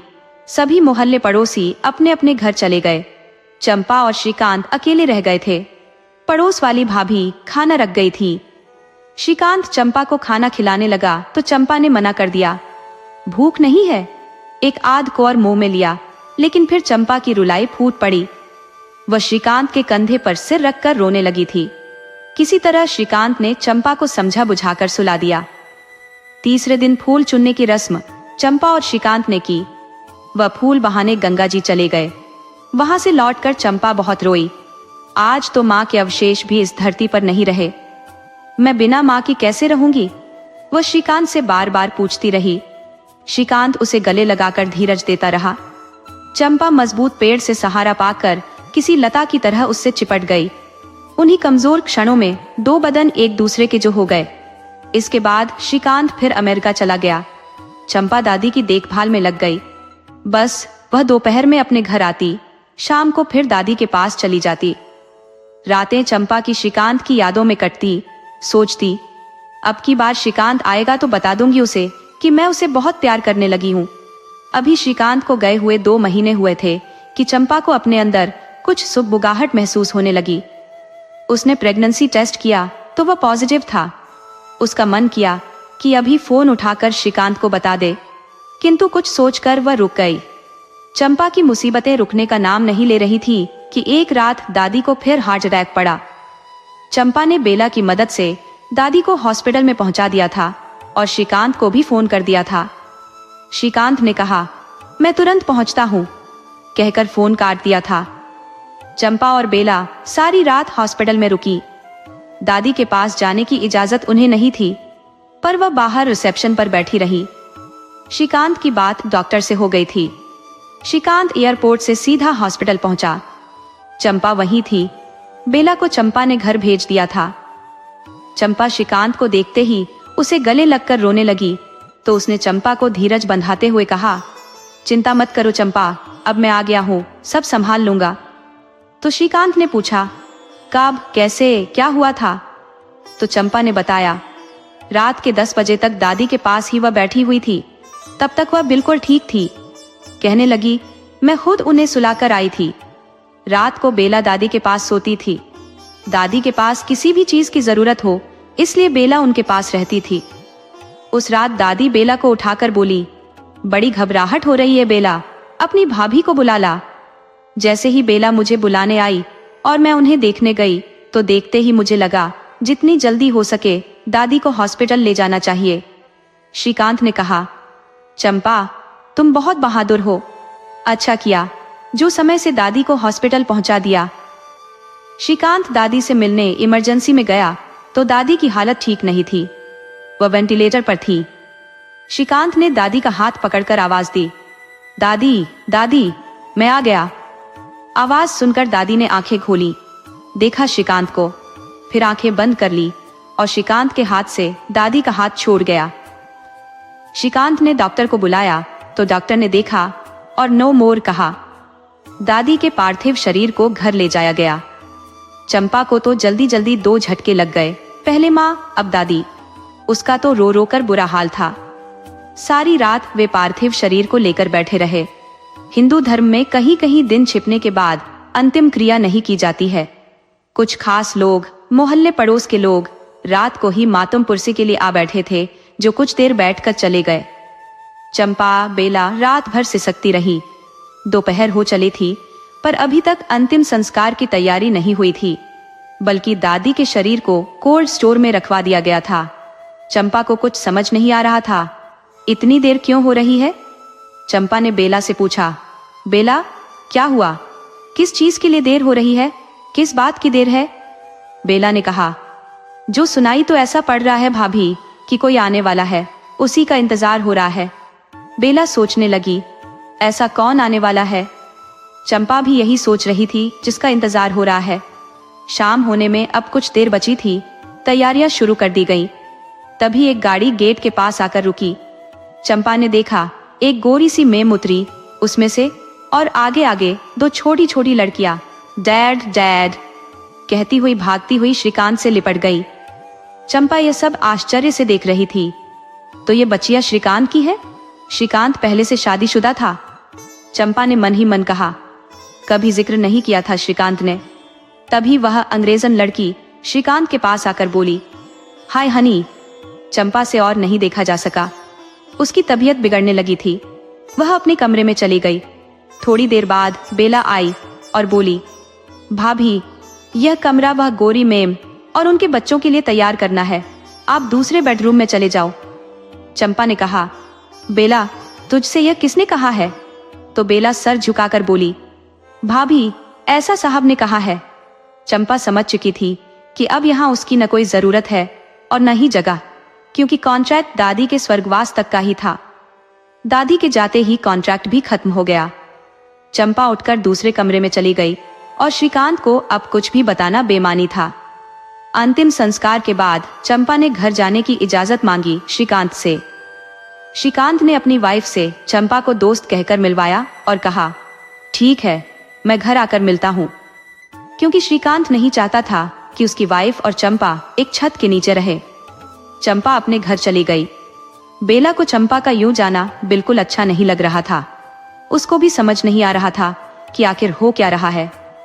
उसका मन कर रहा था कि इस गोरी मेम को सब कुछ बता दूं, पर उसे इंग्लिश नहीं आती थी और गोरी मेम को हिंदी नहीं आती थी। चंपा किसी तरह से खुद को संभाल कर अपने घर पहुंची। घर जाकर अपने बिस्तर पर फूट फूट कर रोने लगी। कोई नहीं था उसके आंसू पहुंचने वाला। जब रो रो कर थक गई तो खुद ही चुप हो गई। उसे श्रीकांत से ऐसे व्यवहार की उम्मीद बिल्कुल नहीं थी। चंपा के दिल को बहुत ठेस लगी थी श्रीकांत के रूखे व्यवहार से। वह सोच रही थी, अगर कोई जानवर भी पालता है तो भी उससे उसे प्यार हो जाता है। माना कि कॉन्ट्रैक्ट मैरिज थी, शर्तों में बंधी थी, लेकिन इतनी बेरुखी। एक बार तो उसे रोकना चाहिए था, लेकिन उसने तो एक बार रोका तक नहीं, अपनी बीवी से भी गैरों की तरह मिलवाया। सारी बात एक के बाद एक चंपा को याद आ रही थी। जो रूम दादी के सामने उसे दिया गया था, पत्नी के आते ही उसे छीन लिया गया। ऐसा निष्ठुर तो लगता नहीं था श्रीकांत। चंपा सोच रही थी, अब नहीं बताऊंगी अपनी प्रेगनेंसी की बात, श्रीकांत को और कोई फायदा भी नहीं है। वह कॉन्ट्रैक्ट मैरिज के पेपर दिखाकर कहेगा, पेज 5 पर देखो क्या लिखा है।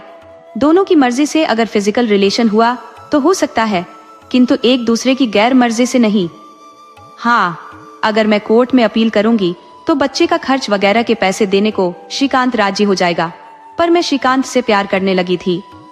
वह यही सोच रही थी, मैं बच्चे के बारे में श्रीकांत से जिक्र नहीं करूंगी, जो होगा मैं खुद सहूंगी। अब सब खत्म हो गया। चंपा सुबह उठी तो उसकी आंखें सूजी हुई थी। उसने सोचा शायद श्रीकांत का फोन आएगा, किंतु शाम के 3 बज गए, परंतु श्रीकांत का कॉल नहीं आया। चंपा को बहुत बेचैनी महसूस हो रही थी। इतना कमजोर खुद को उसने कभी नहीं पाया था। उसकी माँ की मौत से भी वह इतना नहीं टूटी थी, क्योंकि श्रीकांत ने सहारा जो दिया था, पर अब तो इस दुनिया में वह बिल्कुल अकेली रह गई थी। श्रीकांत ने दादी की मौत के बाद जो वह सोच रही थी कि श्रीकांत ने मुझे दूध में से मक्खी की तरह निकाल कर फेंक दिया है।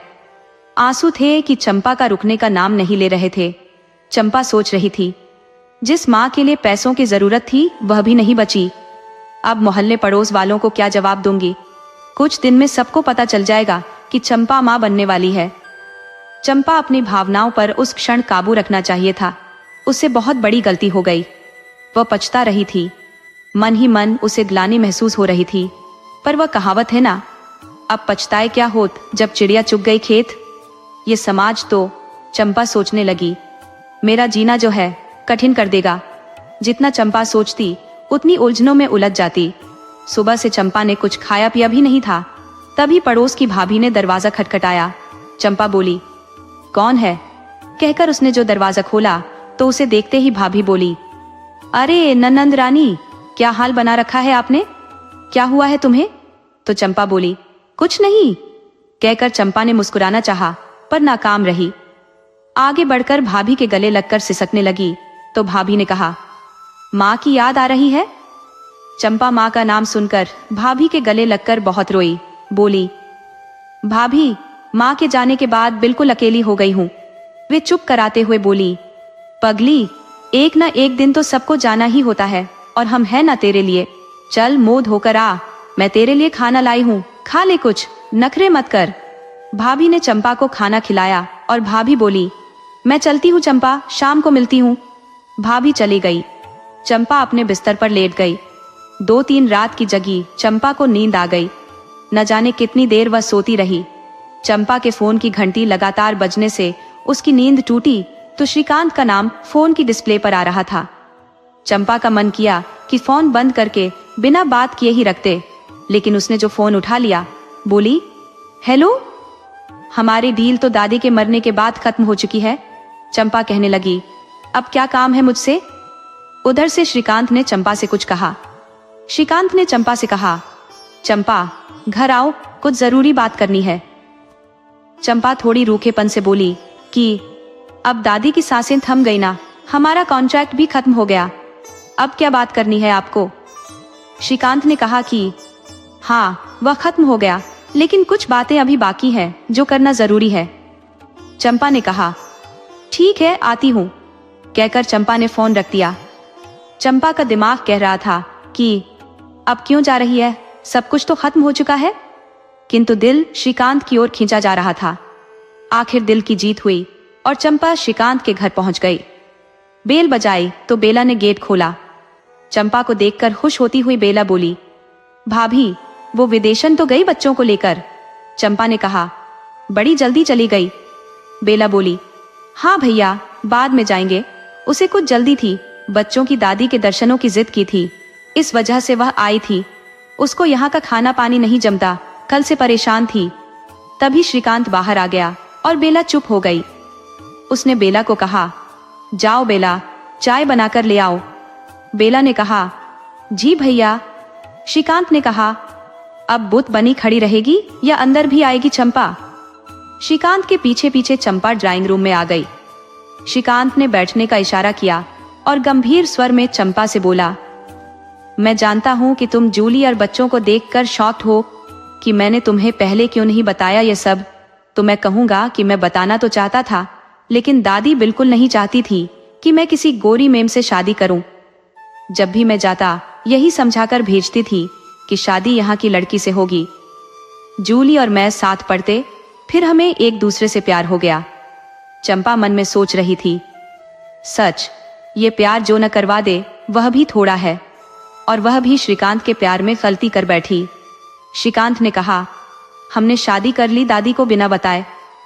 पता है चंपा, दादी को पता चला तो मर जाएगी, पर जूली को बहू बनाने की इजाजत कभी नहीं देगी।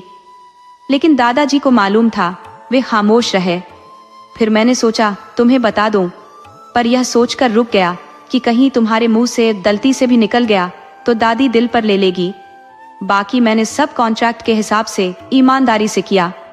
5 लाख रुपए तुम्हें बैंक में समय से डलवा दिए। तुम्हारा बाकी सब खर्च भी मैंने पे कर दिया है। तुम्हारी परेशानी में तुम्हारे साथ खड़ा रहा। हाँ, वो उस रात तुम्हारी भी सहमति थी। अब चंपा, मैं यहाँ रुका हूँ, इस प्रॉपर्टी को बेचकर हमेशा के लिए अमेरिका चला जाऊंगा। मैं चाहता हूँ कि मैं तुम्हारा खर्च अभी भी अमेरिका से भेजता रहूं। चंपा ने कहा, क्यों, हमारे बीच अब सब खत्म हो गया है। श्रीकांत ने कहा, हाँ, तुम आजाद हो गई हो, आगे किसी भी अच्छे लड़के से शादी करके घर बसा लेना। चंपा बोली, वह मेरा निजी मामला है। तो वह बोला, आपको? चंपा कहने लगी, आपको मुझ पर तरस खाने की जरूरत नहीं है। अपने खर्च के लिए मैं खुद कमा सकती हूँ। मुझे किसी की खैरात नहीं चाहिए। तुमने पैसे दिए, मैंने जब तक तुम्हारी दादी जिंदा रही उनकी दिल से सेवा की। हमारा हिसाब किताब जो दादी के जाते ही पूरा हो गया। आप तसल्ली से जाइए, ये भूल करके कोई चंपा मिली भी थी। श्रीकांत समझ नहीं पा रहा था चंपा इस लहजे में उससे बातें क्यों कर रही है। बेला चाय ले आई। चंपा ने कहा, बेला, मेरा बैग ले आओ कमरे से। बेला बैग लेकर आ गई। चंपा बिना चाय पिए वहां से एक झटके में निकल गई। श्रीकांत कहता रह गया, अरे चंपा, चाय पीकर तो जाओ। क्या हुआ चंपा? अरे क्या हुआ चंपा? चंपा बिना कोई जवाब दिए हुए वहां से जा चुकी थी। चंपा के जाने के बाद श्रीकांत ने चंपा से मिलने की या फोन पर बात करने की काफी कोशिश की, पर सब बेकार गई। चंपा फिर श्रीकांत से नहीं मिली। श्रीकांत घर भी गया, पर वह वहां भी नहीं मिली। थक हार कर श्रीकांत अपनी प्रॉपर्टी बेचकर अमेरिका अपनी बीवी बच्चों के पास लौट गया। श्रीकांत की भलाई चंपा को इसी में लगी कि वो श्रीकांत से दूर रहे अपने परिवार के साथ, क्योंकि चंपा श्रीकांत से बहुत प्यार करने लगी थी।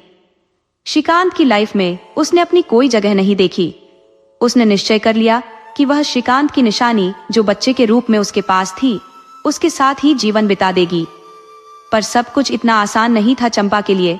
पर चंपा भी कहां हार मानने वाली थी। हार न मानकर सामना करने का निर्णय उसने ले लिया था। उसे पता था 2 या 3 महीने बाद ही मोहल्ले में सबको पता चल जाएगा उसकी प्रेगनेंसी का। तब सबकी सवालिया निगाहें उसकी ओर उठने लगेंगी। तो इस सब से बचने के लिए वह कुछ उपाय खोज रही थी कि चंपा को याद आया जब श्रीकांत और उसकी कॉन्ट्रैक्ट मैरिज हुई थी, तब फूलों की माला पहना श्रीकांत के दोस्त जो गवाह बना था, उसने उनकी एक तस्वीर ले ली थी जिसे श्रीकांत ने डिलीट करवा दिया था। लेकिन उससे पहले उसने चंपा को वह तस्वीर शेयर कर दी थी और चंपा भूल भी गई थी। पर आज उसे याद आई तो चंपा उस तस्वीर को अपने फोन में बेसब्री से ढूंढ रही थी। आखिर उसे मिल ही गई। उसने उसे फ्रेम करवा लिया और सामने दीवार पर टांग दिया। एक दिन पड़ोस वाली भाभी घर आई और उस तस्वीर को देखकर चौंक गई। बोली, ननंद रानी, ये क्या है? किससे नैन मटक्का चल रहा है तुम्हारा? अभी तो माँ को मरे साल भर भी नहीं हुआ। चंपा बोली, भाभी, वो श्रीकांत है मेरे पति। आपने देखा था ना, माँ की अंत्येष्टि में बढ़ चढ़कर काम कर रहे थे। भाभी बोली, हाँ, वो तो देखा था, पर शादी कब हुई तुम्हारी उसके साथ? चंपा आंखों में आंसू भरकर बोली, वह तो माँ के सामने ही माँ की मर्जी से मंदिर में हुई थी। माँ चाहती थी अगर उन्हें कल को कुछ हो जाए तो कोई तो उनकी चंपा को संभालने वाला हो। भाभी का भी दिल पसीज गया। भाभी ने कहा, अच्छा रो मत चंपा, अब बता कहाँ है श्रीकांत? तो चंपा ने कहा, वह तो विदेश में नौकरी करते हैं, सो वहीं चले गए। भाभी बोली, फिर तुझे यहाँ क्यों छोड़ गया? चंपा बोली, नहीं भाभी, ऐसा नहीं है। तो भाभी बोली, फिर साथ क्यों नहीं ले गया? भाभी ने भी जैसे पुलिसिया जांच पड़ताल शुरू कर दी। तो चंपा ने भाभी को बताया, भाभी, मैं श्रीकांत के बच्चे की मां बनने वाली हूं। ऐसी हालत में प्लेन में नहीं जा सकती थी। सो श्रीकांत ने कहा, बच्चा हो जाएगा तब ले जाएगा अपने साथ। भाभी की आश्चर्य से आंखें फैल गई और कहने लगी, अरे चंपा, क्या कह रही है तू? चंपा बोली, हाँ भाभी, वह कह रहा था कि तुम्हारे पड़ोसी बड़े अच्छे हैं, तुम्हें कोई परेशानी नहीं होने देंगे। बस। भाभी तो तारीफ सुनकर फूले नहीं समाई। फिर बोली, अच्छा चंपा, तू चिंता मत कर, मैं सब संभाल लूंगी। चंपा समझ गई, अब यह खबर पूरे मोहल्ले में जल्दी फैल जाएगी। भाभी तेजी से सबको बता देंगी, चंपा को जहमत नहीं उठानी पड़ेगी। और वही हुआ। चंपा सबकी सहानुभूति की पात्र हो गई। चंपा की समझदारी से वह रुस्वा होने से बच गई। लेकिन इस दिल का क्या करे जो श्रीकांत के लिए धड़कता था, बेचैन रहता था। चंपा का न खाने को दिल करता था, न किसी और काम में दिल लगता था। ट्यूशन भी पढ़ाना उसने छोड़ दिया था। उसने बैंक में माँ के ऑपरेशन से बचे पैसे थे, जिनसे चंपा का खर्चा चल रहा था। मोहल्ले पड़ोस की औरतें चंपा का ख्याल रखती, नसीहत देती कि यह न खाओ, वह न खाओ, बच्चे के लिए अच्छी है। पर चंपा को तो इश्क की बीमारी लग चुकी थी, जो घून की तरह उसे खोखला की जा रही थी। समय गुजरता गया। चंपा अपने दिल से हार चुकी थी। लेबर पेन से तड़पती चंपा को भाभी 2 औरतों के साथ मिलकर हॉस्पिटल ले गई। उसे फौरन एडमिट कर लिया गया, क्योंकि समय तो धीरे धीरे अपनी गति से बीत रहा था और उसके लेबर पेन शुरू हो चुके थे। चंपा को डॉक्टरों ने तुरंत एडमिट कर लिया, लेकिन डॉक्टरों के अनुसार चंपा बहुत कमजोर थी और डॉक्टर किसी एक को ही बचा सकते थे, बेबी या माँ। तो चंपा ने डूबती आवाज में कहा, डॉक्टर साहब जल्दी पेपर लाइए, मैं चाहती हूँ कि मेरे बच्चे को बचाया जाए। और फोन नंबर लिखते हुए कहा, इस पर कॉल करके उन्हें बुला दीजिए, कहिए चंपा आखिरी वक्त पर श्रीकांत से मिलना चाहती है। डॉक्टर ने फोन लगाया। उधर से आवाज आई, हेलो।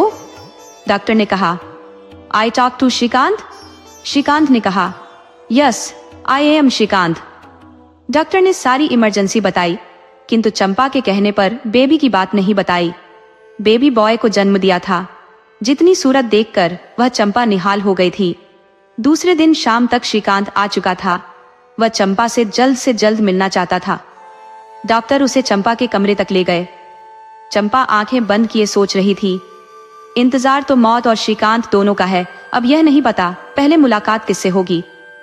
तभी कानों में एक आवाज सुनाई दी, चंपा मैं आ गया, श्रीकांत आ गया, आंखें खोलो चंपा प्लीज। चंपा ने आवाज सुनी और इसी आवाज का तो उसे इंतजार था। चंपा को दुनिया से रुखसत होने से पहले आंखें खोली तो श्रीकांत को देखकर बोली, मेरे पास समय नहीं है श्रीकांत। श्रीकांत ने कहा, मैं आ गया हूँ चंपा, सब ठीक हो जाएगा। चंपा बोली, अब तो सब ठीक हो गया श्रीकांत। डॉक्टर बच्चे को ले आए। चंपा ने कहा, ज्यादा कुछ नहीं कह पाऊंगी श्रीकांत, ये बच्चा मेरे प्रेम की निशानी है जो मैंने तुमसे बेइंतहा किया है। बताना चाहती थी तुम्हें जब दादी के स्वर्गवास पर आए थे, लेकिन तुम्हारे परिवार को देखकर नहीं बताया। मैं तुम्हारे परिवार को नहीं टूटने देना चाहती थी अपने स्वार्थ के लिए, लेकिन अब इसकी परवरिश नहीं कर पाऊंगी मैं, इसलिए तुम्हारी अमानत तुम्हें सौंप रही हूँ। श्रीकांत ने चंपा का सर अपनी गोद में ले लिया और कहा, इतना बड़ा सच तुमने बताया क्यों नहीं, और तुम अकेली सब सहती रही। अब तुम्हें कुछ नहीं होने दूंगा चंपा, बच्चे के साथ उसकी माँ भी मेरे साथ अमेरिका जाएगी। चंपा ने कहा, अब बहुत देर हो गई है श्रीकांत। चंपा के प्राण पखेरु उड़ चुके थे किसी और अनंत यात्रा के लिए। चंपा के पार्थिव शरीर से लिपटकर श्रीकांत रोता रह गया। भाभी और सभी ये देखकर सन्नाटे में आ गई। श्रीकांत को उन्होंने पहचान लिया। उन्होंने कहा, चलो बच्चे का बाप समय से आ गया। ये सुनकर श्रीकांत सोच रहा था, कैसे पता है सबको। चंपा का पार्थिव शरीर जब घर ले जाया गया तो चंपा के घर पहुंचकर श्रीकांत ने अपनी और चंपा की कॉन्ट्रैक्ट मैरिज वाली फोटो लगी देखी तो सारा माजरा समझ गया। श्रीकांत ने भाभी को एक ओर ले जाकर कहा, चंपा को विदाई के लिए सुहागन की तरह सजा दो। चंपा की विदाई उस मोहल्ले से सम्मान के साथ हुई। सभी के दिल में हमेशा के लिए एक ही चंपा बनकर रह गई। इस तरह यह अनोखी एक तरफा प्रेम कहानी का अंत हुआ, जिसकी शुरुआत कॉन्ट्रैक्ट मैरिज के साथ हुई थी।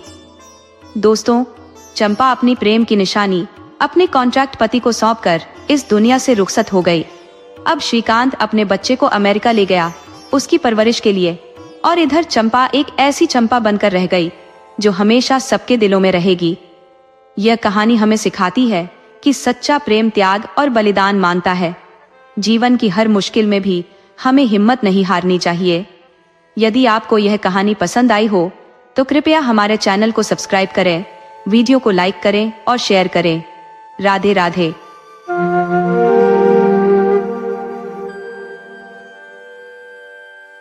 राधे राधे दोस्तों, आज हम आपको एक नागिन और 2 राजकुमारों की अनोखी कथा सुनाएंगे। अगर आप हमारे चैनल पर नए हैं तो इसे लाइक, सब्सक्राइब और शेयर जरूर करें। एक जमाने की बात है, रामपुर नाम की एक सूखी बेजान रियासत थी। वहां के राजा सूरत सिंह बड़े ही नेक दिल थे। हमेशा अपनी जनता की भलाई और सुख शांति के बारे में सोचते रहते थे। उनके 2 बेटे थे। बड़े का नाम उग्रसेन था और छोटे को सब प्यार से संतोष पुकारते थे। रानी भी उतनी ही दयालु और संस्कारी थी, हर किसी की मदद को तैयार रहती थी। जैसे कोई दुख में हो तुरंत सहारा बन जाती थी। फिर एक दिन अचानक रामपुर पर मुसीबतों का पहाड़ टूट पड़ा। पड़ोस का राजा दहिरसेन, जो बड़ा चालाक था, उसने अचानक रामपुर पर हमला कर दिया। रामपुर की सेना तैयार नहीं थी और राजा सूरत सिंह कुछ समझ ही नहीं पाए।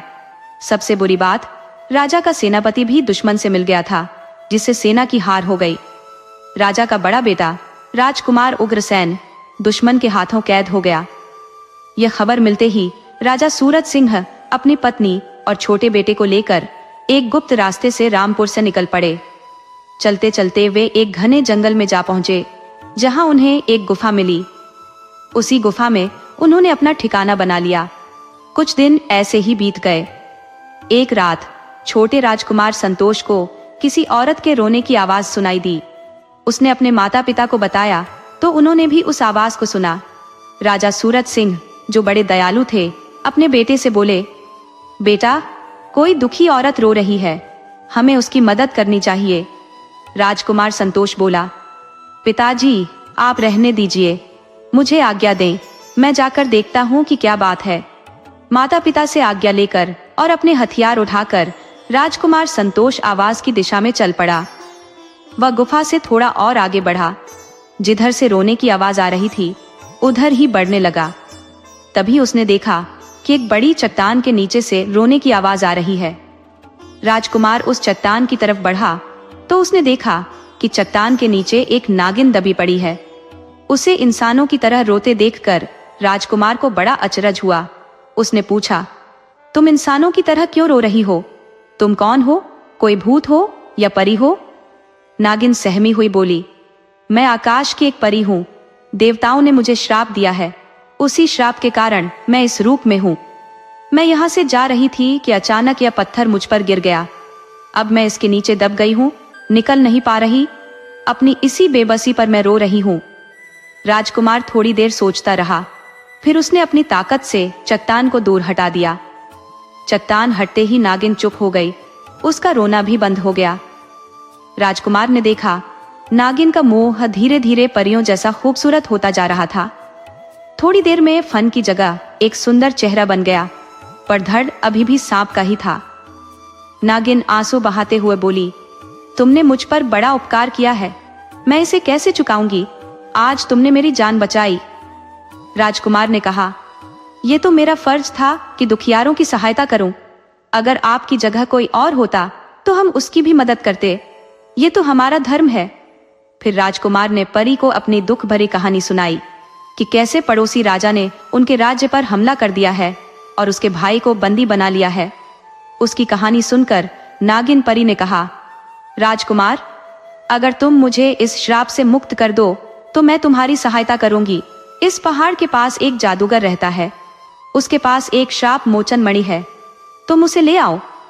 राजकुमार कहने लगा, अगर मैं मणि ले आऊंगा तो क्या मुझे मेरा राज्य और मेरा भाई मिल जाएगा? तब परी नागिन बोली, हाँ, फिर तुम्हें वह मिल जाएंगे। तुम बस मुझे श्राप से मुक्त कर दो, मैं तुम्हारी पूरी मदद करूंगी। अब राजकुमार मणि लेने के लिए पहाड़ की तरफ चल दिया। चलते चलते रास्ते में उसे एक शिकारी मिला। शिकारी ने एक बाज को पकड़ रखा था। बाज उसके हाथ से छूटने के लिए फड़फड़ा रहा था। राजकुमार को बाज पर दया आ गई, क्योंकि राजकुमार तो बड़ा दयालु था। उसने शिकारी से कहा, शिकारी, बाज को छोड़ दो। शिकारी ने कहा, ये तो मेरा शिकार है, मैं भला इसे क्यों छोड़ूं? इतनी देर से मैं शिकार की तलाश में था और बड़ी मुश्किल से मुझे यह शिकार मिला है। तब राजकुमार ने कहा, तुम इस शिकार को छोड़ दो और बदले में मेरी अंगूठी ले लो। शिकारी अंगूठी को देखकर ललचा गया और उसने अंगूठी ले ली और बाज को छोड़ दिया। शिकारी के हाथ से छूटते ही बाज राजकुमार से बोला, राजकुमार, मैं बाजों का राजा हूं। तुमने मेरी जान बचाई है और मेरे दुख में साथ दिया है। जब भी तुम्हें दुख में मुझे याद करना हो, मैं तुरंत तुम्हारे पास पहुंच जाऊंगा। जब भी तुम पर संकट आए, बस एक बार मुझे याद कर लेना, मैं तुरंत तुम्हारे पास आऊंगा। अब राजकुमार और आगे बढ़ा। आगे चलते चलते उसे नागिन परी का दिया हुआ वचन याद आया कि तुम मुझे मणि ला दो और मैं तुम्हारी सहायता करूंगी। इसलिए राजकुमार और जोश में आकर आगे बढ़ने लगा। थोड़ी देर चलने पर उसे एक नदी मिली। उसने देखा कि नदी में नाव में कुछ शिकारी बैठे हुए हैं और वे एक बड़े से मगरमच्छ को पकड़े हैं। वे उसे नदी से बाहर खींच रहे हैं और मगरमच्छ तड़प रहा था और छूटने की कोशिश कर रहा था। राजकुमार बड़ा दयालु था। उसने अपनी कीमती कटारें शिकारियों को दे दी और कहा, इस मगरमच्छ को छोड़ दो। छूटते ही मगरमच्छ ने कहा, राजकुमार, मैं मगरमच्छों का राजा हूँ। अगर कभी भी जरूरत पड़े तो मुझे याद कर लेना, मैं तुरंत हाजिर हो जाऊंगा। राजकुमार ने कहा, ठीक है, इस वक्त तो तुम्हें मुझे नदी पार करना है, मुझे नदी पार करा दो। मगरमच्छ ने खुशी खुशी राजकुमार को अपने पीठ पर बैठाया और नदी के पार पहुंचा दिया। अब जादूगर का महल पास था। राजकुमार शीघ्र ही वहां पहुंच गया। वहां उसे अचानक लोगों की आवाज सुनाई पड़ी। वह चौंक पड़ा। उसने चारों तरफ देखा तो पत्थर की मूर्तियां पड़ी थी। वहीं मूर्तियां धंस रही थी। वह एक पेड़ के पीछे छिप गया। तभी पास पड़ी एक मूर्ति राजकुमार से कहने लगी, छिपने का कोई फायदा नहीं है, जादूगर की नजर पड़ते ही तुम भी पत्थर के हो जाओगे। ये सुनकर राजकुमार घबरा गया। उसे नागिन परी का दिया वचन याद आ गया कि तुम मुझे मणि ला दो और मैं तुम्हारा राज्य और तुम्हारे भाई को बंदी गृह से छुड़वा दूंगी। तो अब जादूगर से मणि छीनने का राजकुमार उपाय सोचने लगा कि कैसे वह परी को मुक्त करे और अपना राज्य प्राप्त करे। तभी वह मूर्ति बोल उठी, राजकुमार, प्राण प्यारे हैं तो भाग जाओ, जादूगर आता ही होगा। भारी मन से राजकुमार नदी के किनारे आ गया। तभी उसे मगरमच्छों का राजा वह मगरमच्छ याद आया और उसने उसे याद किया। तभी मगरमच्छ बाहर आया और कहने लगा, राजकुमार, आपने हमें याद किया है। मगरमच्छों के राजा से राजकुमार बोला, मैं बहुत मुश्किल में हूँ, तुम्हें मेरी कुछ मदद करनी है। तब मगरमच्छ बोला, आप हमें बताओ कि हमें क्या करना है। तब राजकुमार ने कहा, तुम नदी के अंदर जाओ और जितने भी जल के अंदर मगरमच्छ और जो भी जलीय जीव है सबको लेकर राजमहल की ओर, जो जादूगर का राजमहल है, उसकी तरफ जाओ और उन पर हमला करो। और उधर फिर उसको राजकुमार को जो पंछियों का राजा था वह बाज, उसकी याद आई। उसने तुरंत ही बाज को याद किया। बाज प्रकट हो गया और कहने लगा, राजकुमार, बताओ मैं आपकी क्या मदद कर सकता हूँ। इस पर राजकुमार ने कहा, जितने भी पंछी हैं और तुम्हारे जितने भी साथी हैं सबको लेकर तुम राजमहल के ऊपर से हमला करना। तो बाज ने कहा, ठीक है। अब जो राजकुमार तो पीछे था और जितने भी जलीय जीव थे वे सब आगे बढ़ रहे थे और बाजों के झुंड थे। जितने भी पशु पक्षी थे सब ऊपर से राजमहल के ऊपर से जादूगर पर टूट पड़े। अचानक हमले से जो जादूगर घबरा गया। जल के जीव जंतु और पक्षियों पर उसका जादू नहीं चला। देखते ही देखते उसके जादुई शैतान मारे गए। मगरमच्छों और जलीय जीवों ने उन्हें नोच नोच कर खा गए। जादूगर भी मारा गया। बाजों के राजा ने राजकुमार को आवाज दी कि जादूगर अब मर चुका है, आप महल में आ जाओ। उसने देखा कि जादूगर सच में मरा पड़ा है। पक्षियों ने उसे जगह जगह से नोच लिया है और मगरमच्छ उसके पांवों से लिपटे हुए हैं और उनके जो सैनिक थे उनको भी काफी जलीय जीव खा चुके हैं। इतने में ही एक मूर्ति ने राजकुमार से कहा, जो पत्थर की राजा मूर्तियां बनी हुई थी, क्योंकि वह भी पहले कभी इस राज्य की जो राजा थे और उसकी प्रजा थी, उसको जादूगर ने पत्थरों की मूर्तियां बना दिया था। तब एक मूर्ति ने कहा, जादूगर के पेट में मणि है, तुम उसे निकाल लो। राजकुमार ने तुरंत मणि निकाल ली। फिर मणि की सहायता से सारी मूर्तियों में प्राण डाल दिए। पल भर में चारों ओर चहल पहल मच गई। पत्थर बने नगर के राजा ने राजकुमार को पूछा, तुमने हम पर बहुत बड़ा एहसान किया है, हमारे लिए कोई सेवा हो तो बताइए।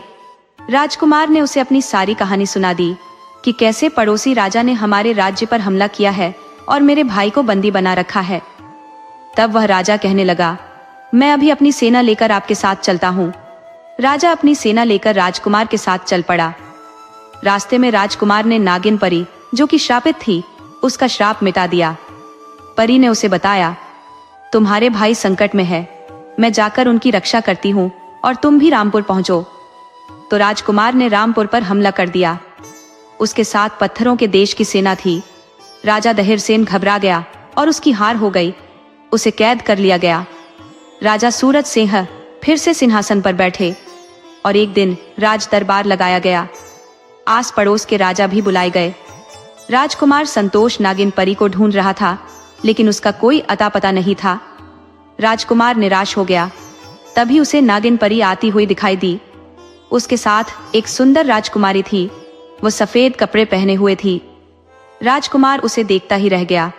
राजकुमार ने नागिन परी से पूछा, ये कौन है? तब नागिन परी ने बताया, ये धरती की परी है, राजा दहिरसेन की बेटी है। तुम्हारा और इसका नाम राजकुमारी दया है। संतोष और दया दोनों मिल जाएंगे तो पृथ्वी पर कोई खून खराबा नहीं होगा और हमेशा सुख शांति बनी रहेगी। युवराज उग्रसेन आगे बढ़ा और उसने राजा सूरज सिंह से कहा, पिताजी, राजकुमारी दया और राजकुमार संतोष का विवाह कर दे। मैं सिंहासन से अपना अधिकार छोड़ता हूँ और मेरे भाई छोटे राजकुमार संतोष को राजा बना दे। फिर अगले दिन राजकुमार संतोष और राजकुमारी दया का विवाह हो गया। संतोष ने दया को एक मूर्ति भेंट की। उसने उस मूर्ति को नागिन परी को भेंट कर दी। नागिन परी ने उन्हें आशीर्वाद देकर जाने लगी तो संतोष ने पूछा, अब कब आओगी? नागिन परी ने मुस्कुराकर कहा, जब भी मेरी कहानी कोई पढ़ेगा या सुनेगा तो मैं उसमें जरूर आऊंगी। और यह कहते हुए वहां से चली गई, क्योंकि वह तो परी थी, उसे तो अपने लोक जाना था। दोस्तों, आपको हमारी कहानी कैसी लगी? अच्छी लगी हो तो ज्यादा से ज्यादा शेयर करें, लाइक करें और सब्सक्राइब करें। राधे राधे।